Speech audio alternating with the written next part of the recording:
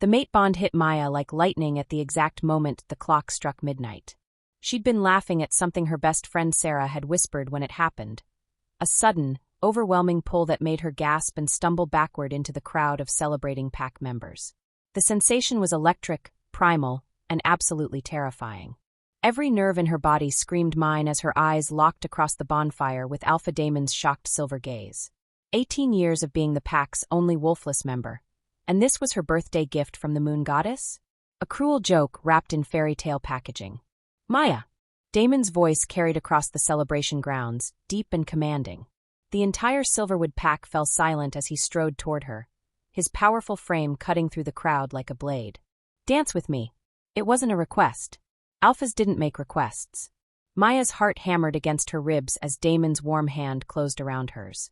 The simple touch sent sparks racing up her arm, and she saw his jaw clench as he felt it too. The pack parted like water as he led her to the center of the clearing, the bonfire casting dancing shadows across his angular features. You feel it, he murmured as they began to move together, his breath warm against her ear. His hand at her waist was gentle but possessive, pulling her closer than propriety should allow. I feel it, Maya whispered back, her voice barely audible over the crackling flames. The mate bond thrummed between them, a living thing that made her skin sing and her soul ache with recognition. This was what she'd dreamed of, what every she-wolf dreamed of, finding her other half. Damon spun her slowly, his eyes never leaving hers. For a moment, Maya let herself believe in fairy tales. That maybe being wolfless didn't matter.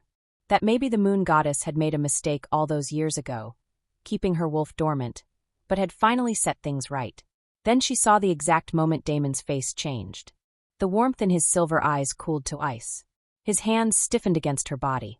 The scent of his distress, sharp pine and bitter ash, filled her nostrils. No, he breathed, stopping mid-dance. This can't be right. The pack pressed closer, sensing the shift in their alpha's mood. Maya felt their stares like pinpricks against her skin. 300 pairs of eyes watching her humiliation unfold in real time. Damon stepped back, his hands falling away from her as if she'd burned him. When he spoke again, his voice carried across the silent clearing with devastating clarity. Maya Chin is my mate. A collective gasp rippled through the crowd. Maya lifted her chin, refusing to show weakness even as her world tilted sideways. She'd known this moment would come, the moment her lack of a wolf would cost her everything that mattered. But I reject her, Damon continued, his words falling like hammer blows. A wolfless mate cannot serve as pack queen. She cannot protect our people. She cannot give me strong heirs. His eyes found hers, and Maya saw apology there, and something that might have been regret. For the good of the Silverwood pack, I reject Maya Chun as my mate. The formal words hung in the air like a death sentence. Maya felt the mate bond stretch taut between them, trembling on the edge of snapping. Pack law demanded she respond, demanded she accept or fight the rejection. Fighting would only prolong her agony. I accept your rejection, Alpha Damon. Maya's voice was steady, clear. She'd spent 18 years preparing for disappointment. This was just the biggest one yet. May the moon goddess guide you to a worthy mate. The bond snapped. Maya had expected pain, but nothing could have prepared her for the agony that tore through her chest as the connection severed. It felt like losing a limb, like having her heart ripped out and stomped on. She swayed on her feet but didn't fall. Wouldn't give them the satisfaction. Instead, she turned and walked away from the celebration, from the pack, from the life she'd thought might finally be hers. No one followed her. No one called her name. Behind her, the party slowly resumed, the pack eager to forget their alpha's uncomfortable display. Maya made it to the edge of the woods before the tears came, silent and burning down her cheeks. She didn't see Damon standing at the edge of the clearing, watching her leave with his hands clenched into fists at his sides. By morning, Alpha Damon was gone. Maya learned about his disappearance the same way everyone else did, from the frantic howls of the patrol wolves echoing across the territory at dawn. She lay in her narrow bed in the pack house basement, staring at the ceiling and listening to the chaos unfold above her. Beta Marcus's voice boomed through the hallways. Search parties now. Check the borders. Check the neighboring territories. But Maya knew they wouldn't find him. The mate bond was severed, yes, but she could still sense the hollow space where Damon used to be. It was empty now, as if he'd never existed at all. Either he was very far away, or he was very dead. She hoped for his sake it was the former. Maya! Sarah burst through her door without knocking, her face flushed from running. Thank the goddess you're here. We thought maybe, when they couldn't find you this morning, that I'd killed him in a jealous rage? Maya sat up slowly, every muscle in her body aching from the bond's severing. Sorry to disappoint. Sarah perched on the edge of the bed, her expression troubled. The whole pack is in chaos. Marcus is trying to hold things together, but without an alpha. She trailed off, studying Maya's face. How are you holding up? Maya shrugged, aiming for casual and probably missing by miles. I'm fine. It was one dance, Sarah. Hardly a grand romance. Don't lie to me. Sarah's voice was soft but firm. I know what it feels like when the bond breaks. I've seen wolves go feral from it. Well, I can't go feral, can I? Maya's laugh was bitter. No wolf, remember? Just another perk of being the pack disappointment. Before Sarah could respond, a commotion erupted outside. Shouts, running footsteps, and underneath it all, a sound that made Maya's blood freeze. A howl unlike any she'd ever heard. Wild, haunting, and completely unfamiliar. Both girls rushed to the small basement window, pressing their faces against the glass. In the distance, Maya could see pack members gathering at the eastern border, their voices carrying on the morning wind. What is that? Sarah breathed. Maya didn't answer because she didn't know. But something deep in her chest, in the place where her wolf should have been, stirred in response to that otherworldly howl. For the first time in 18 years, she felt something wild and dangerous wake up inside her. Come on, she said, grabbing Sarah's hand. Let's go see what's got everyone so spooked. They slipped out of the pack house and followed the stream of wolves heading toward the commotion. The morning sun cast long shadows through the pine trees, and Maya caught unfamiliar scents on the breeze. Something crisp and clean like fresh snow, even though it was late spring. The crowd had formed a loose circle around Beta Marcus, who stood with his hands raised for silence. His usually calm demeanor was cracked, stress lines etched deep around his eyes. Everyone stay back, Marcus commanded. Do not approach. Do not shift. We don't know what we're dealing with. Maya pushed through the crowd, using her small size to slip between the larger pack members. What she saw when she reached the front made her breath catch. A white wolf sat at the edge of their territory, just beyond the invisible line that marked Silverwood lands. It was massive, easily the size of an alpha, with pristine white fur that seemed to glow in the dappled sunlight. But it was the wolf's eyes that made Maya's pulse quicken. They were the exact shade of silver as Damon's, ancient and knowing and fixed directly on her. It's been sitting there for an hour, Marcus said quietly to his lieutenant. Won't cross the border, won't leave. Just watching. Whose wolf is that? Someone whispered behind Maya. No one's, Marcus replied grimly. I've never seen anything like it. Maya took a step forward without thinking. The white wolf's ears pricked forward, and she could have sworn she saw recognition flicker in those silver depths. The wild thing in her chest stirred again, responding to something she couldn't name. Maya, don't. Sarah grabbed her arm, but Maya barely felt it. Another step. The white wolf stood, graceful and fluid, its massive head tilted as if listening to something only it could hear. When it opened its mouth, the haunting howl that had woken the pack rang out again, and this time Maya felt it resonate in her bones. Mine, something inside her whispered. Not the desperate, claiming possessiveness of the mate bond, but something deeper. Something that felt like coming home. The white wolf held her gaze for one more heartbeat, then turned and melted into the forest like morning mist. The pack stood in stunned silence, but Maya knew with sudden, unshakable certainty that this was only the beginning.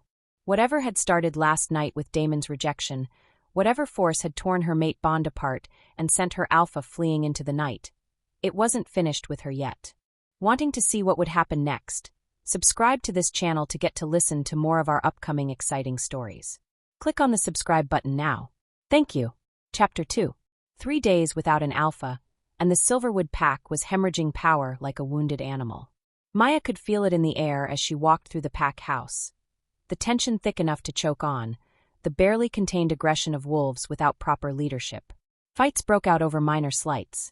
Patrol schedules fell apart. The younger wolves grew restless and defiant while the elders whispered about ancient pack laws and succession. And then Alpha Garrett showed up at their borders like a vulture circling carrion. He's demanding an audience, Beta Marcus said, his voice tight with exhaustion. He'd been running himself ragged trying to hold the pack together, but they both knew it was a losing battle.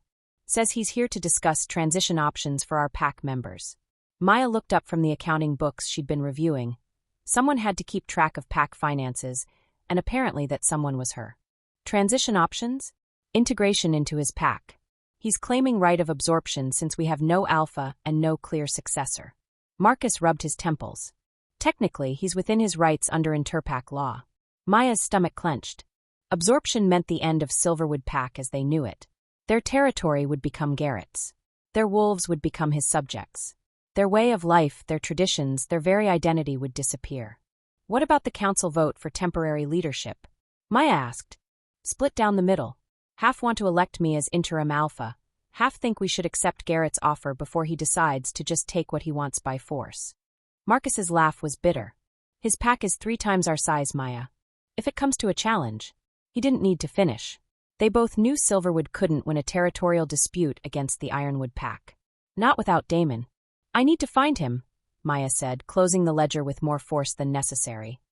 There has to be a trail, something the search parties missed. Maya! Marcus's voice was gentle but firm. It's been 3 days. If Damon wanted to be found. He didn't just leave, Maya interrupted. Alphas don't abandon their packs, Marcus. Something happened to him. Something connected to the White Wolf, her instincts whispered. Something connected to her. Marcus studied her face for a long moment. Where will you start? With Sasha. Sasha Winters lived in a converted loft above the pack's auto shop. All exposed brick and industrial lighting that somehow managed to look both gritty and elegant. She answered Maya's knock wearing nothing but an oversized shirt and attitude, her blonde hair tousled like she'd just rolled out of bed. Well, well, Sasha drawled, leaning against the doorframe. If it isn't the former future alpha's mate. Come to gloat. Maya bit back her first 3 responses, all of which would have involved violence. I'm looking for Damon. Join the club. Sasha stepped aside with exaggerated courtesy. Though I have to say, your timing is interesting. Rejected mate shows up asking questions right after her ex disappears? Very suspicious. The loft was exactly what Maya had expected. Expensive furniture, designer everything, and the lingering scent of expensive perfume mixed with arousal.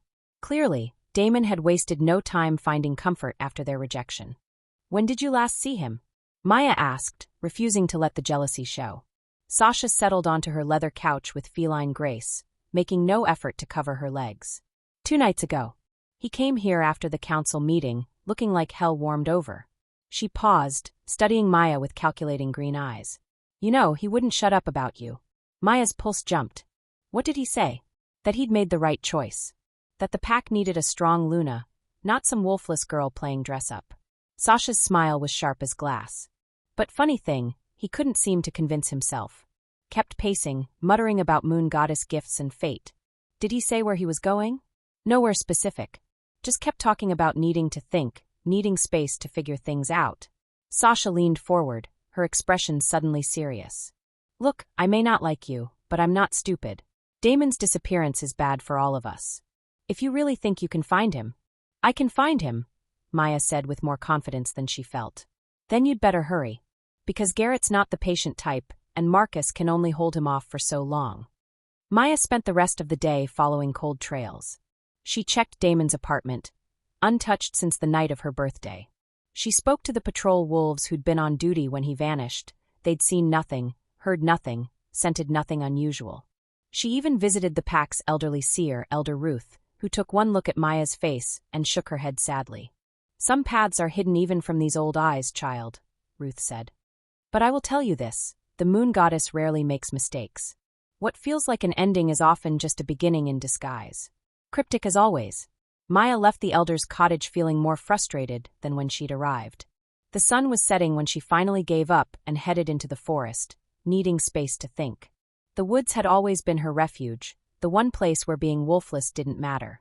She could move through the trees as silently as any predator, her human senses sharp enough to navigate the growing darkness. She was so lost in thought that she almost missed the sound of approaching footsteps.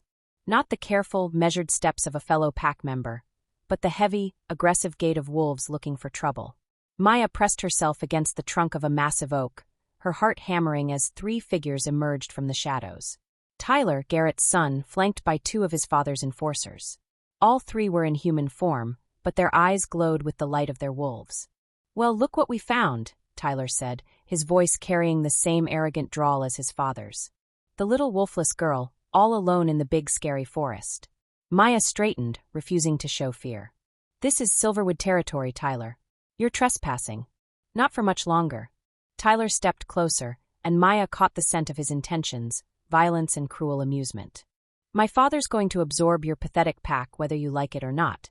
But first, I think someone needs to teach you some respect. The enforcers spread out, cutting off her escape routes. Maya's mind raced through her options: run and probably get caught, fight and definitely get beaten, or try to talk her way out and likely fail at that too. She was still weighing her choices when the white wolf materialized from the darkness like a ghost made flesh. It moved with lethal silence, positioning itself between Maya and Tyler's group. Up close, the wolf was even more impressive than she'd realized.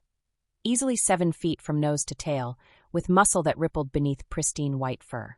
When it raised its massive head and fixed those silver eyes on Tyler, the young alpha's son went pale. "What the hell?" one of the enforcers whispered. The white wolf's lips peeled back from teeth the size of daggers, and the growl that rumbled from its chest was unlike anything Maya had ever heard. It spoke of primal fury and barely leashed violence, of a predator that had killed before and wouldn't hesitate to do so again. Tyler took an instinctive step backward. That's not one of yours." "No," Maya said quietly, her eyes never leaving the magnificent creature that had appointed itself her guardian. "He's mine." The lie slipped out before she could stop it, but it felt right on her tongue. True in a way that made no logical sense.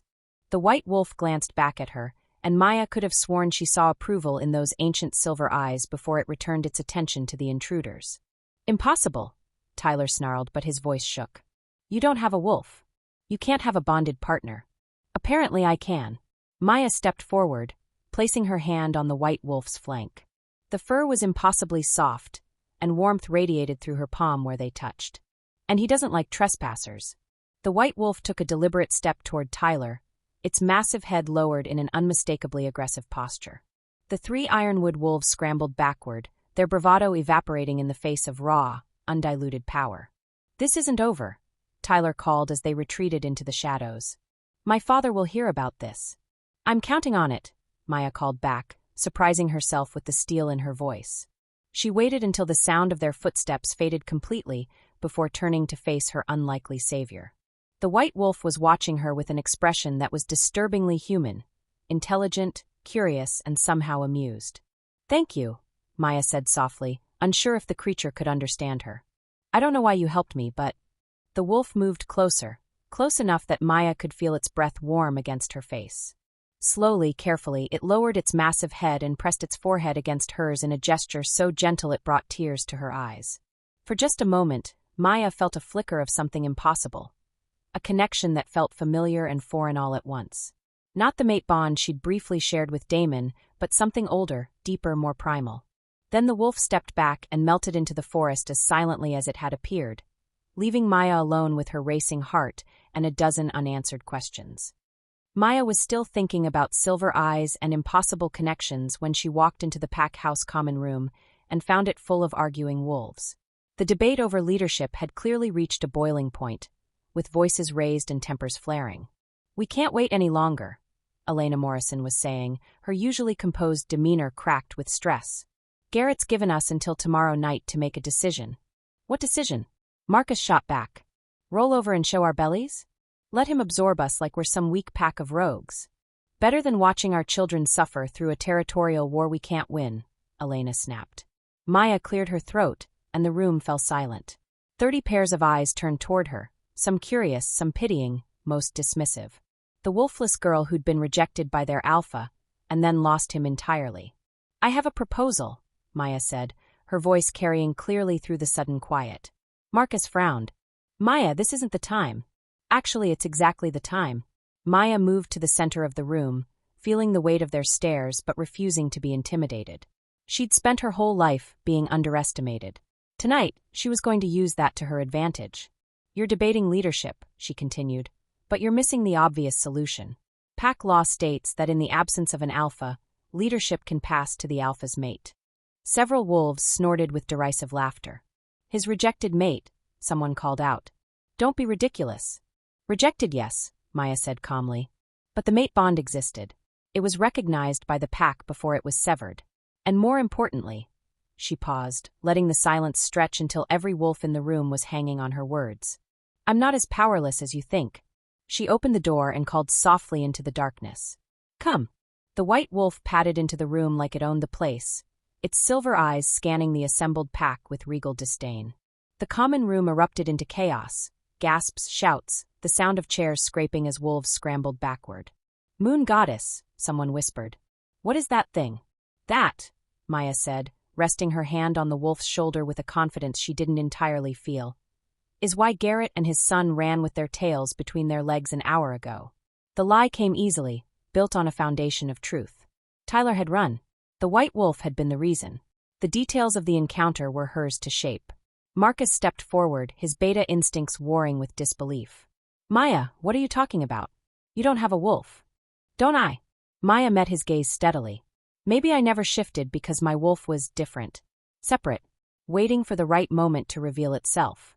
It was complete nonsense, but she sold it with unwavering conviction. The pack stared at the white wolf, clearly trying to reconcile what they were seeing with what they thought they knew about her. Prove it, Elder Morrison demanded. If this creature is truly your wolf, command it. Maya's heart hammered, but she kept her expression calm. Sit, she said quietly. The white wolf turned its massive head to look at her, and for a terrifying moment Maya thought it would ignore her completely and expose her deception. Then, with what looked distinctly like amusement, it settled onto its haunches.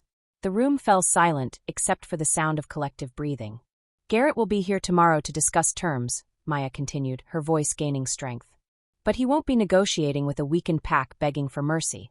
He'll be facing the Silverwood pack under new leadership. Leadership that comes with advantages he doesn't expect. And if Damon returns? Marcus asked quietly. Maya felt the question like a blade between her ribs, but her voice remained steady. If Damon returns, we'll deal with that when it happens. Until then, Silverwood needs someone willing to fight for it. She looked around the room, meeting as many eyes as she could. I'm not asking you to love me. I'm not asking you to forget that I was rejected. I'm asking you to trust me long enough to keep our pack alive. The debate that followed was heated but brief. Fear was a powerful motivator, and the alternative to Maya's proposal was extinction. When the vote was called, it passed by a narrow margin, enough to legitimize her claim, not enough to make her feel secure. As the pack members filed out, Maya caught Marcus's arm. Thank you, she said quietly. He studied her face in the lamplight. I hope you know what you're doing, Maya. Because if this backfires... It won't, Maya said with more confidence than she felt. I won't let it. After Marcus left, Maya found herself alone with the white wolf. It had remained perfectly still throughout the entire discussion, but now it rose and padded toward the door. Wait, Maya called softly. I know you don't really belong to me. I know you're not my wolf. But, will you stay? At least until this is over. The wolf paused at the threshold, looking back at her with those eerily intelligent silver eyes. Then it returned to her side and settled down next to the fireplace, massive head resting on enormous paws. Maya sank into the chair across from it, suddenly exhausted. I don't suppose you can tell me where Damon went. The wolf's ears twitched, but it gave no other response. Right. Strong, silent type. Maya leaned back, studying her unlikely companion. What are you really? Because you're not just... Maya was already moving, pulling on clothes and boots with shaking hands. The thought of the white wolf hurt and trapped sent something primal surging through her chest. A protective fury that she'd never felt before. How long ago? She demanded. 20 minutes, maybe less. Marcus is trying to negotiate, but... Maya was already running. She found the standoff at the old stone quarry on the eastern edge of their territory. 20 wolves from both packs faced off across the rocky clearing, the tension so thick it was suffocating. At the center of it all, the white wolf lay on its side near the quarry's edge, silver-tipped arrows protruding from its shoulder and flank. But it was still alive, still watching. And when those silver eyes found Maya across the clearing, she saw something that made her heart stop, relief. As if it had been waiting for her. Stand down, Maya commanded, her voice carrying across the quarry with surprising authority. Tyler laughed from his position near the wounded wolf. Make me wolfless. Your little pet is dying, and there's nothing you can do about it. Get away from him, Maya said, walking forward with steady steps. Now! Or what? Tyler raised his crossbow, aiming it at the white wolf's head. You'll order your imaginary wolf to attack me? Maya felt something shift inside her chest, something wild and dangerous unfurling like wings. The air around her seemed to thicken, and she could have sworn she smelled ozone, like the moment before lightning strikes. "Tyler." The voice that came from her throat was her own, but deeper, carrying an alpha's authority that she'd never possessed. "Step away from my wolf." The command hit every werewolf in the clearing like a physical blow. Pack members from both sides dropped to one knee, their wolves responding to alpha dominance that shouldn't exist. Tyler's crossbow trembled in his hands as he fought against the compulsion to submit. Maya walked past him like he was nothing, kneeling beside the wounded white wolf. Up close, she could see the silver poisoning spreading through its system, dark veins visible beneath the white fur. "I've got you," she whispered, her hands hovering over the arrows. "I won't let you die." The wolf's eyes found hers, and Maya felt that impossible connection flare to life again. Not the mate bond, something else entirely. Something that felt like destiny. "Maya." Marcus's voice was tight with confusion. How are you doing this?" Maya looked up to find every wolf in the clearing staring at her with a mixture of awe and fear. Even Garrett's enforcers were backing away, their submission evident in every line of their bodies. "Get Healer Williams," Maya commanded, her voice still carrying that otherworldly authority. "And someone find me a safe place to tend to his wounds." "The healing chambers," Marcus said quickly. "We can use the healing chambers." As pack members rushed to follow her orders, Maya carefully gathered the massive wolf in her arms. It should have been impossible, the creature had to weigh at least 200 pounds. But somehow she lifted it easily, as if she'd borrowed strength from somewhere deep inside herself. The white wolf's head lolled against her shoulder, its breathing shallow but steady. Maya felt tears threaten as she carried it toward the pack house. "Don't you dare die on me," she whispered against its ear. "Not when I'm just figuring out what you mean to me." The healing chambers were in the basement of the pack house, sterile white rooms equipped with everything necessary to treat injured wolves. Maya laid the white wolf on the largest examination table, her hands gentle as she positioned its massive frame. Healer Williams arrived within minutes, her medical bag in hand and her expression grim. "Silver poisoning," she confirmed after a quick examination. "Severe, but not fatal if we act quickly." Maya helped remove the arrows, her stomach churning at the white wolf's muffled sounds of pain. But it never tried to bite her, never struggled against her touch. If anything, it seemed to relax under her hands, as if her presence alone was healing. "This is highly irregular," Dr. Williams muttered as she worked. "I've never seen a wolf this size, and the cellular structure is unusual." "Unusual how?" Maya asked, gently stroking the creature's head. "Denser muscle fiber, enlarged heart, neural pathways that are almost human in complexity." The healer frowned. "It's like someone took a regular wolf and enhanced every aspect of its biology." Maya filed that information away for later consideration. Right now, all that mattered was keeping her mysterious guardian alive. The healing process took hours. Maya never left the wolf's side, talking to it in soft tones while Dr. Williams worked to flush the silver from its system. She told it about growing up wolfless in a pack of shapeshifters, about learning to find strength in being different, about dreams she'd never shared with anyone. "I always thought the moon goddess forgot about me," she admitted as the wolf's breathing finally steadied. "But maybe she was just waiting for the right moment to show me what I was meant to be." The white wolf's eyes opened, focusing on her face with startling clarity. Maya felt that connection pulse between them again, stronger now, tinged with gratitude and something that felt like affection. "You're going to be okay," she promised, her hand resting on its flank. "And tomorrow, we're going to face Garrett together. He thinks he's dealing with a broken pack and a desperate girl. He has no idea what's coming." The next evening, Maya found herself standing outside Lucian's shop in the supernatural quarter of Haven Falls, the neutral town that served as a meeting ground for various otherworldly communities. The white wolf had insisted on coming with her despite its injuries, padding silently at her side like the world's most intimidating therapy animal. Lucian's mystical emporium looked exactly like what it was, a magician's shop run by someone with actual power and zero patience for pretense. The windows were dark, but Maya knew he was inside. Men like Lucian were always inside when desperate people came calling. The bell above the door chimed as they entered, and Maya caught the scent of incense, old books, and something that might have been actual magic. Lucian appeared from the back room like he'd been expecting her, his ageless face set in lines of polite disinterest. "Miss Chun," he said, nodding toward the white wolf. "And friend. I assume this isn't a social call." I need to find someone, Maya said without preamble.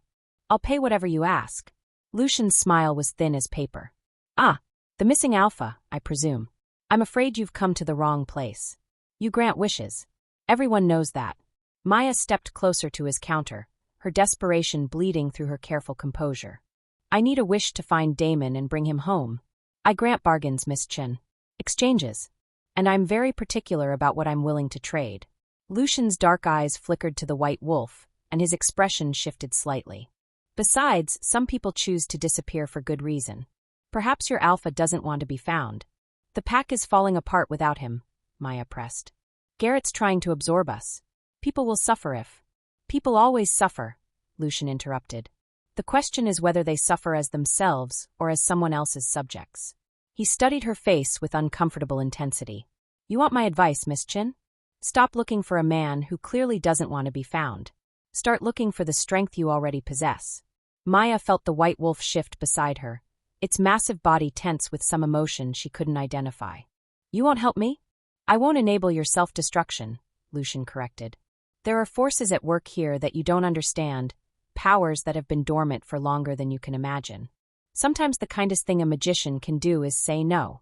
Maya stared at him for a long moment, feeling something fundamental shift inside her chest. She'd come here hoping for a magical solution, a way to fix everything by bringing Damon back. But maybe Lucian was right.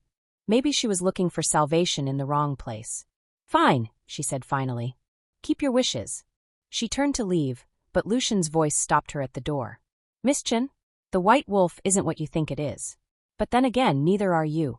Maya glanced back, but the magician had already disappeared into the shadows of his shop, leaving her with more questions than answers. The confrontation with Garrett took place the next evening in the pack's main hall, with representatives from both packs witnessing the formal negotiations. Maya sat in the alpha's chair, a liberty that made several pack members visibly uncomfortable, with the white wolf lying at her feet like a living declaration of war. Alpha Garrett was exactly what Maya had expected, tall, broad-shouldered, and radiating the kind of aggressive confidence that came from never having his authority questioned. He looked at Maya like she was an amusing novelty, his pale blue eyes holding barely concealed contempt. So, Garrett said, settling into the chair across from her with practiced ease. The Wolfless girl thinks she can lead a pack. The Wolfless girl just prevented your son and his friends from trespassing on Silverwood territory, Maya replied evenly. I'd say that's a fairly good start. Garrett's smile was razor-sharp. Tyler mentioned your companion. Impressive creature. But one wolf, no matter how large, doesn't make you an alpha. No, Maya agreed. But it does make me dangerous. And right now that's all Silverwood needs. The negotiations that followed were a careful dance of threats and counter-threats, offers and rejections. Garrett wanted complete absorption, Silverwood territory, resources, and wolves all folded into his pack under his absolute authority. Maya countered with alliance proposals, joint territory agreements, anything that would preserve Silverwood's independence. But they both knew the truth. Without Damon, without a true alpha's power, Maya was playing a losing game with borrowed time. It was near midnight when Garrett finally lost patience. Enough of this charade, he snarled, his alpha dominance pressing against every wolf in the room. You're not an alpha girl. You're a broken thing playing dress-up in your better's clothes. The white wolf rose to its feet with fluid grace, and Maya felt that impossible power stir in her chest again. When she spoke, her voice carried an authority that made Garrett's dominance feel like a gentle breeze against a hurricane.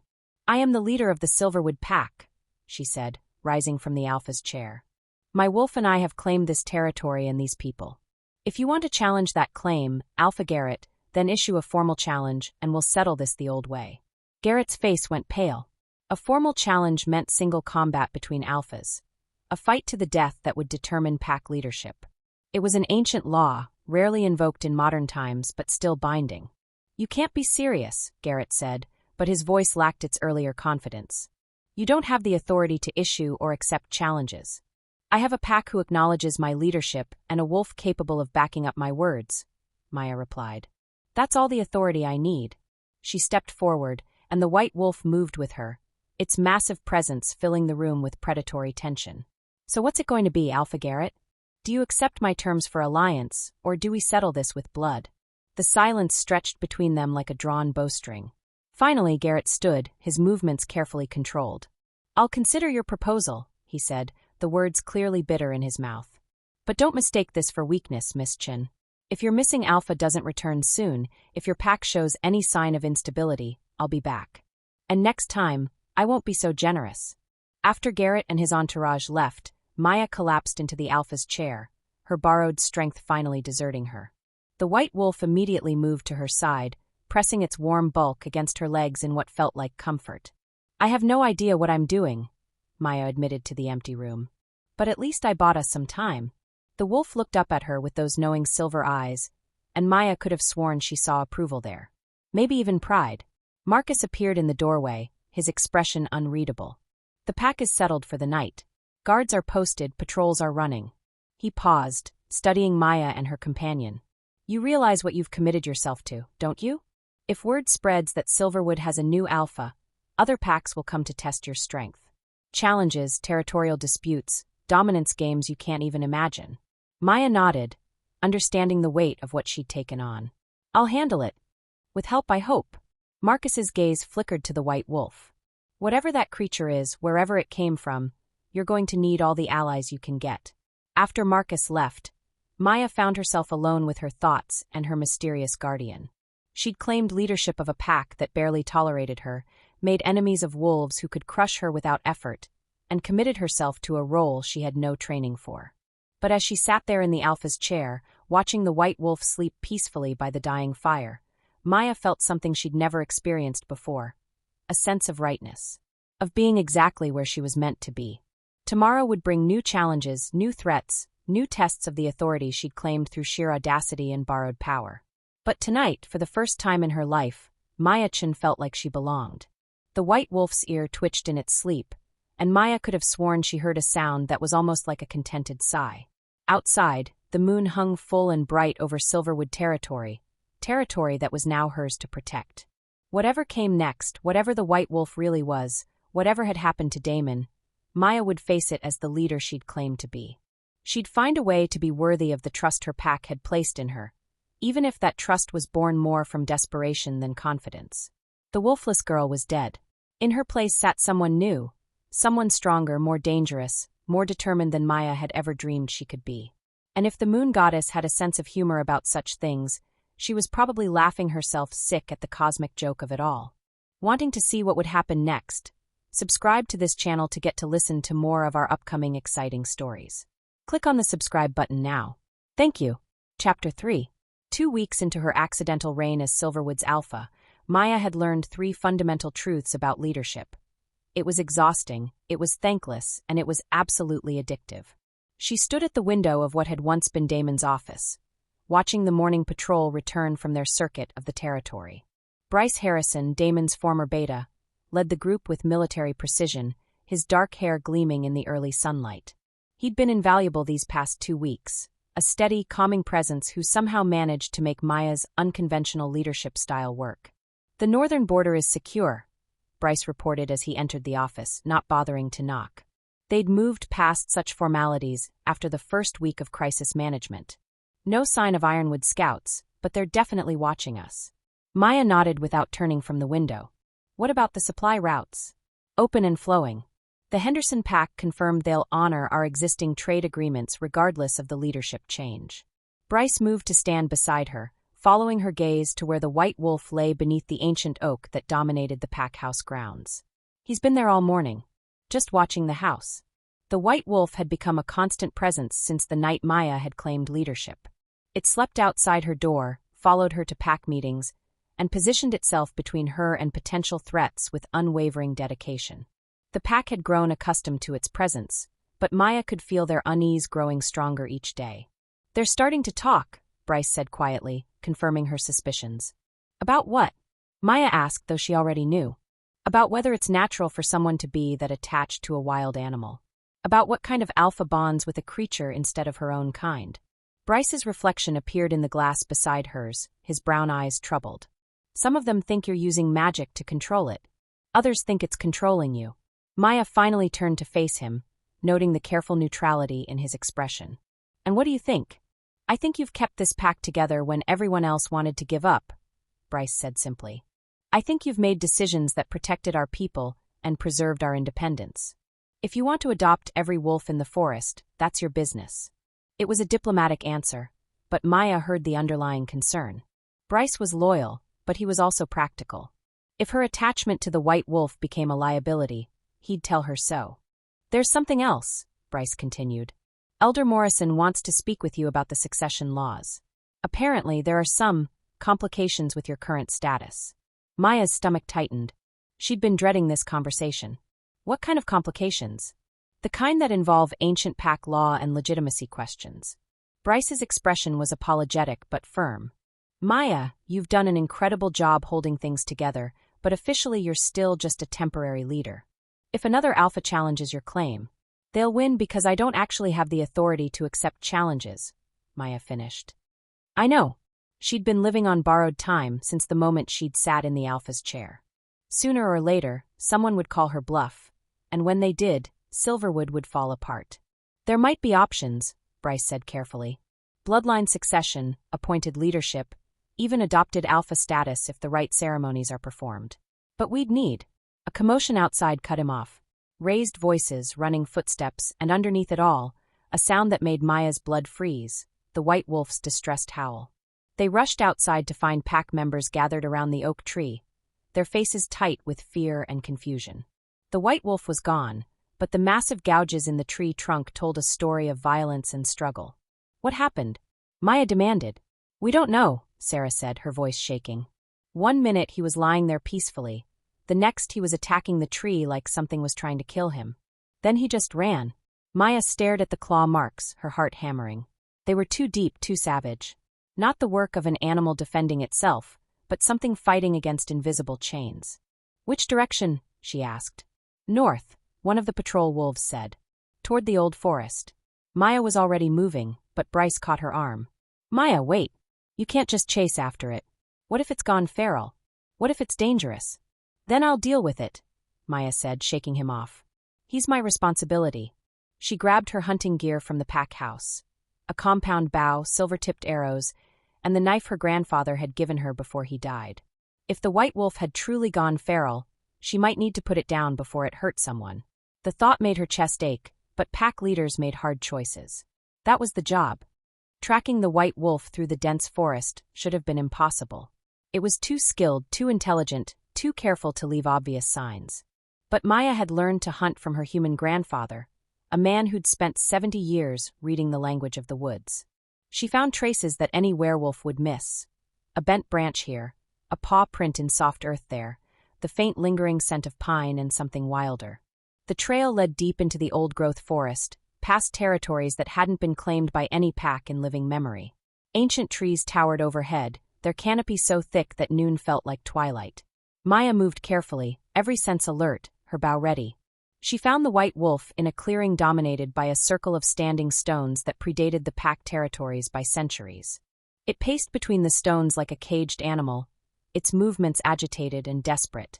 Blood matted the white fur along its flank, where it had reopened the wounds from Garrett's arrows. Maya raised her bow, silver-tipped arrow nocked and ready. "Easy," she called softly. "I'm not here to hurt you." The wolf spun toward her, and Maya's breath caught. Its silver eyes were wild, unfocused, filled with a pain that seemed to go deeper than physical injury. When it saw her, it let out a howl that was pure anguish, the sound of something being torn apart from the inside. "What's wrong with you?" Maya whispered, lowering her bow slightly. "What's happening?" The white wolf took a step toward her, then stopped, its massive body trembling. Maya could see it fighting against itself, instinct warring with something else. When it looked at her again, she saw a flicker of the intelligence she'd grown accustomed to. But it was fading, being swallowed by something primitive and violent. Then it charged. Maya's training kicked in without conscious thought. She rolled sideways, came up on one knee, and released her arrow in one fluid motion. The silver-tipped shaft took the wolf in the shoulder, spinning it around and sending it crashing into one of the ancient stones. Maya knocked another arrow, her hands steady despite her racing heart. "Stay down. Don't make me hurt you more than I already have." But instead of attacking again, the white wolf did something that stopped Maya's world completely. It rolled onto its back, exposing its throat and belly in the ultimate gesture of submission. Its silver eyes found hers, and Maya saw something in them that made her knees weak. Recognition. Gratitude. And underneath it all, a desperate, hopeless love that she'd only seen once before, in Alpha Damon's eyes during their single dance. "No," Maya breathed, the bow falling from nerveless fingers. "That's impossible." The white wolf whined softly, a sound of pain and longing that went straight through Maya's chest. She approached slowly, her mind reeling with implications she couldn't quite accept. "If you're what I think you are," she whispered, kneeling beside the massive creature, "show me. Please." The wolf's eyes closed, and Maya watched in stunned silence as moonlight began to gather around its prone form. The light was silver-white and cold, not the warm golden glow she associated with normal shifting. This was something else entirely, ancient magic that tasted of winter winds and old secrets. The transformation was neither quick nor painless. Maya watched the white wolf's body convulse and reshape itself, for melting away to reveal human skin, massive limbs contracting and reforming. The process seemed to take forever and no time at all, reality bending around the supernatural change. When it was over, Damon lay naked and bleeding in the circle of stones, Maya's arrow protruding from his shoulder. His silver eyes were his own again, clear and focused and filled with shame. "Hello, Maya," he said, his voice hoarse from disuse. "I suppose I have some explaining to do." Maya's world tilted sideways. She reached out with trembling fingers to touch his face, needing to confirm he was real. His skin was warm, familiar, absolutely human. "You're the white wolf," she said, stating the obvious because her brain couldn't process anything more complex. "I'm cursed," Damon corrected, wincing as he sat up. The arrow in his shoulder wept silver-tainted blood, but he ignored it. "Have been for 3 months now. Ever since I made the mistake of trusting the wrong witch." Maya's hands moved automatically to examine his wound, her healer's training taking over while her mind struggled to catch up. "The rejection," she said suddenly. "You rejected me because you knew you were cursed." "I rejected you because I was a coward," Damon said bitterly. "Because I thought I could find a way to break the curse before anyone discovered the truth. Because I was too proud to admit that the great Alpha Daemon had been outmaneuvered by a vengeful witch." Maya carefully broke off the arrow shaft, leaving the tip embedded for now. Silver poisoning was dangerous, but removing it incorrectly could cause more damage. "What kind of curse?" "The kind that slowly steals your humanity," Damon said, his voice hollow. "Every day, I lose a little more of myself to the wolf. The transformations are involuntary now. I can barely hold human form for an hour at a time, and even then..." He gestured helplessly at his naked body, at the wild look that still lingered in his eyes. "I've been watching you," he continued. "Following you, protecting you when I could. Seeing you take leadership of my pack, seeing you face down Garrett with more courage than I ever had." His laugh was bitter. "The moon goddess has a twisted sense of humor, doesn't she? Giving me the perfect mate just as I become too much of a monster to deserve her." Maya finished her examination of his wound and sat back on her heels, studying his face in the moonlight. "How long do you have?" "In human form? Maybe another few minutes." "As myself?" Damon shrugged, and Maya saw the resignation in his eyes. "Days, maybe weeks. The witch said the curse would be complete when I can no longer remember my human name. And then Damon Blackwood dies, and only the wolf remains." He reached out to touch her face, his fingers gentle against her cheek. "I'm sorry, Maya. For the rejection, for disappearing, for putting you in this impossible position. You deserved so much better than a broken alpha and a dying pack." Maya caught his hand, pressing it firmly against her skin. "Don't you dare apologize for surviving. And don't you dare give up." She met his eyes steadily. "What's the witch's name?" "Maya, no. You don't understand how dangerous." "Her name, Damon. Morgana Blackthorn. But she's not someone you can simply confront. She's old, powerful, and she has very good reasons for wanting me to suffer." Damon's expression darkened. "I may have made some enemies before the curse. Wolves who felt I was too harsh, too inflexible in my leadership." Maya filed that information away for later. "Can the curse be broken?" "I don't know. Maybe. But the price?" Damon shook his head. "It doesn't matter. I won't ask you to sacrifice yourself for my mistakes." "That's not your choice to make," Maya said firmly. "I'm the alpha now, remember? I decide what risks are worth taking." Damon's eyes flashed with something that might have been pride. "You are, aren't you? I've been watching you lead, Maya. You're everything I never was: compassionate, clever, willing to find strength in unexpected places." "I'm figuring it out as I go," Maya admitted. "But I won't let our pack fall apart. And I won't let you disappear into that curse without a fight. Damon's form was already beginning to shimmer, the moonlight gathering around him again. The transformation is starting, he said urgently. Maya, you need to know, when I'm the wolf, I remember pieces of being human, but it's fragmented. Confusing. If I seem different, if I don't always respond the way you expect. I understand, Maya said, though she wasn't sure she did. And Maya? Damon's voice was fading as the change took hold. Be careful who you trust. The witch didn't work alone, and there are wolves in our pack who would rather see Silverwood fall than accept you as their leader. The transformation swept over him like a tide, stealing away his human form and leaving the white wolf in its place. But this time, Maya watched carefully, memorizing every detail of the magical process. If there was a way to reverse it, she'd find it. The wolf, Damon, looked at her with eyes that held both recognition and confusion, as if he was seeing her through a thick fog. Maya reached out slowly, letting him catch her scent before placing her hand on his massive head. I know who you are, she whispered. And I'm going to save you. Both versions of you. The wolf pressed against her hand, a gesture of trust that made her chest tight with emotion. Then it rose and padded to the edge of the clearing, looking back at her with an expression that clearly said, "Follow me." Maya gathered her scattered gear and followed her cursed mate deeper into the woods, her mind already racing with plans. She had a pack to lead, enemies to outmaneuver, and a curse to break. Just another day in the life of an alpha. The next morning brought Maya face to face with the growing discontent that had been building within her pack. She'd barely finished her first cup of coffee when Elder Morrison appeared in the alpha's office doorway, flanked by 3 other senior pack members. We need to talk, Morrison announced, settling into the chair across from Maya's desk without invitation. About your companion. Maya kept her expression neutral, though her pulse quickened. The white wolf. That creature has been living in our territory for 2 weeks, Elder Jenkins said, his weathered face set in disapproving lines. Eating our game, marking our boundaries, sleeping outside the alpha's quarters like it owns the place. Because it does, Maya replied calmly. I've made my position clear. Your position is the problem, Morrison interrupted. Alphas bond with their packs, Maya. They don't form unnatural attachments to wild animals.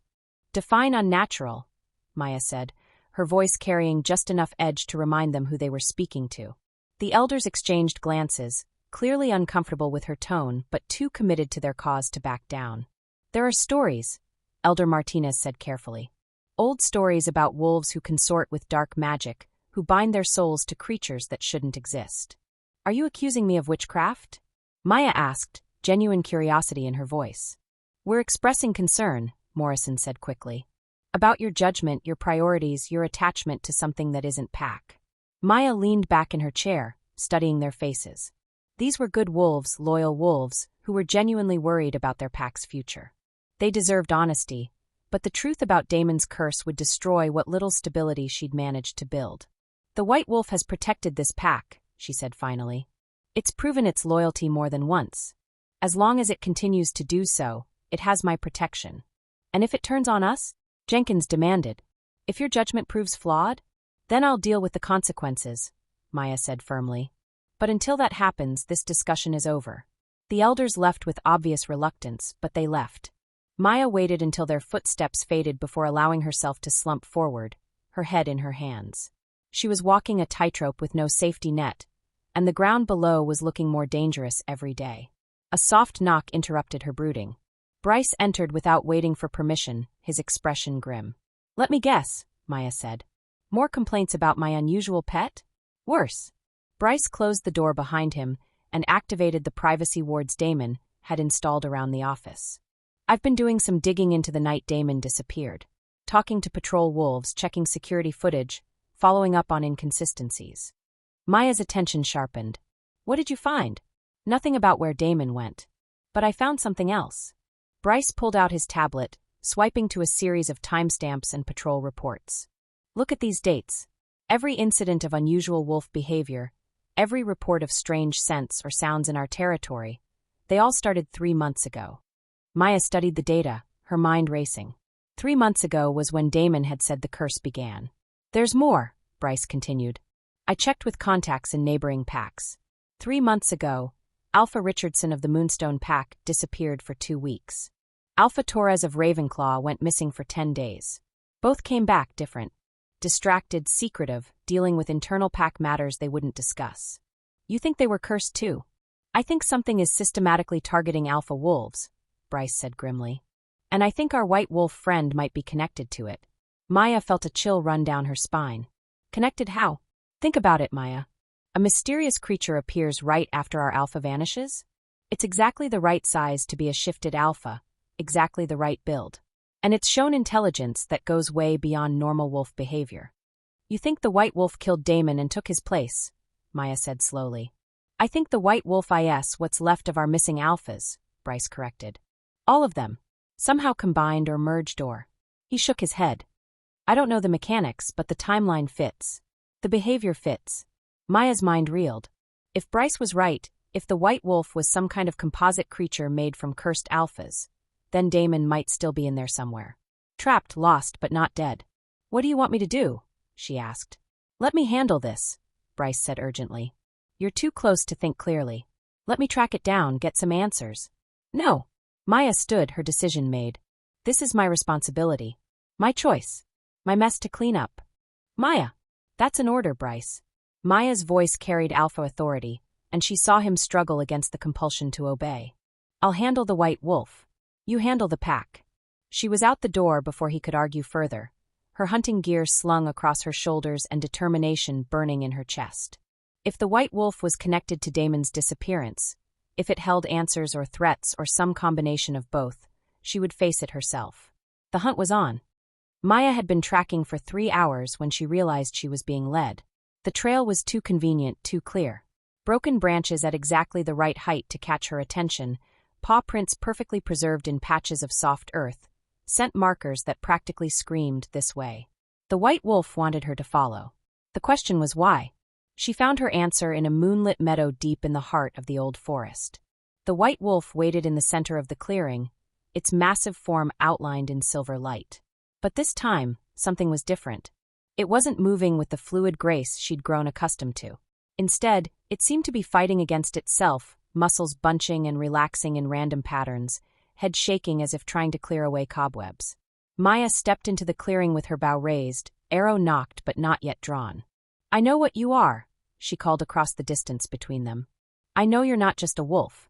The creature's head snapped up, silver eyes focusing on her with startling intensity. Maya felt that familiar connection pulse between them, but this time it was accompanied by something else. Desperation so profound it took her breath away. Did you kill him? Maya asked, her voice steady despite the chaos in her chest. Did you kill Damon? The white wolf made a sound unlike anything she'd heard before, half howl, half human scream. It began pacing again, more agitated than before, occasionally striking at the air as if fighting invisible enemies. Maya moved closer, keeping her weapon ready. I need answers. I need to know what happened to my pack's alpha. The wolf stopped pacing and fixed her with a stare so human, so familiar, that Maya's breath caught. Slowly, deliberately, it shook its massive head in a clear gesture of denial. You didn't kill him, Maya said, understanding flooding through her. You are him. The confirmation was written in every line of the wolf's body, in the way its ears drooped with something that looked like relief, in the way it took a cautious step toward her. Maya lowered her bow completely. Oh, Damon, what did they do to you? At the sound of his name, the white wolf's entire demeanor changed. The wild, desperate energy that had been driving it suddenly focused, and Maya watched in fascination as human intelligence reasserted itself in those silver eyes. The wolf padded toward her slowly, carefully, stopping just out of arm's reach. Maya could see the internal struggle playing out across its features. The human mind fighting to surface through layers of animal instinct and magical compulsion. Can you understand me? Maya asked softly. A careful nod. The wolf's gaze dropped to the arrow still protruding from its shoulder, then back to her face. There was no accusation in those eyes, only acceptance. I'm sorry, Maya whispered, reaching for the shaft. I'm so sorry. She removed the arrow as carefully as possible, using her first aid training to minimize the damage. The wolf, Damon, held perfectly still throughout the process, occasionally making small sounds of pain but never pulling away from her touch.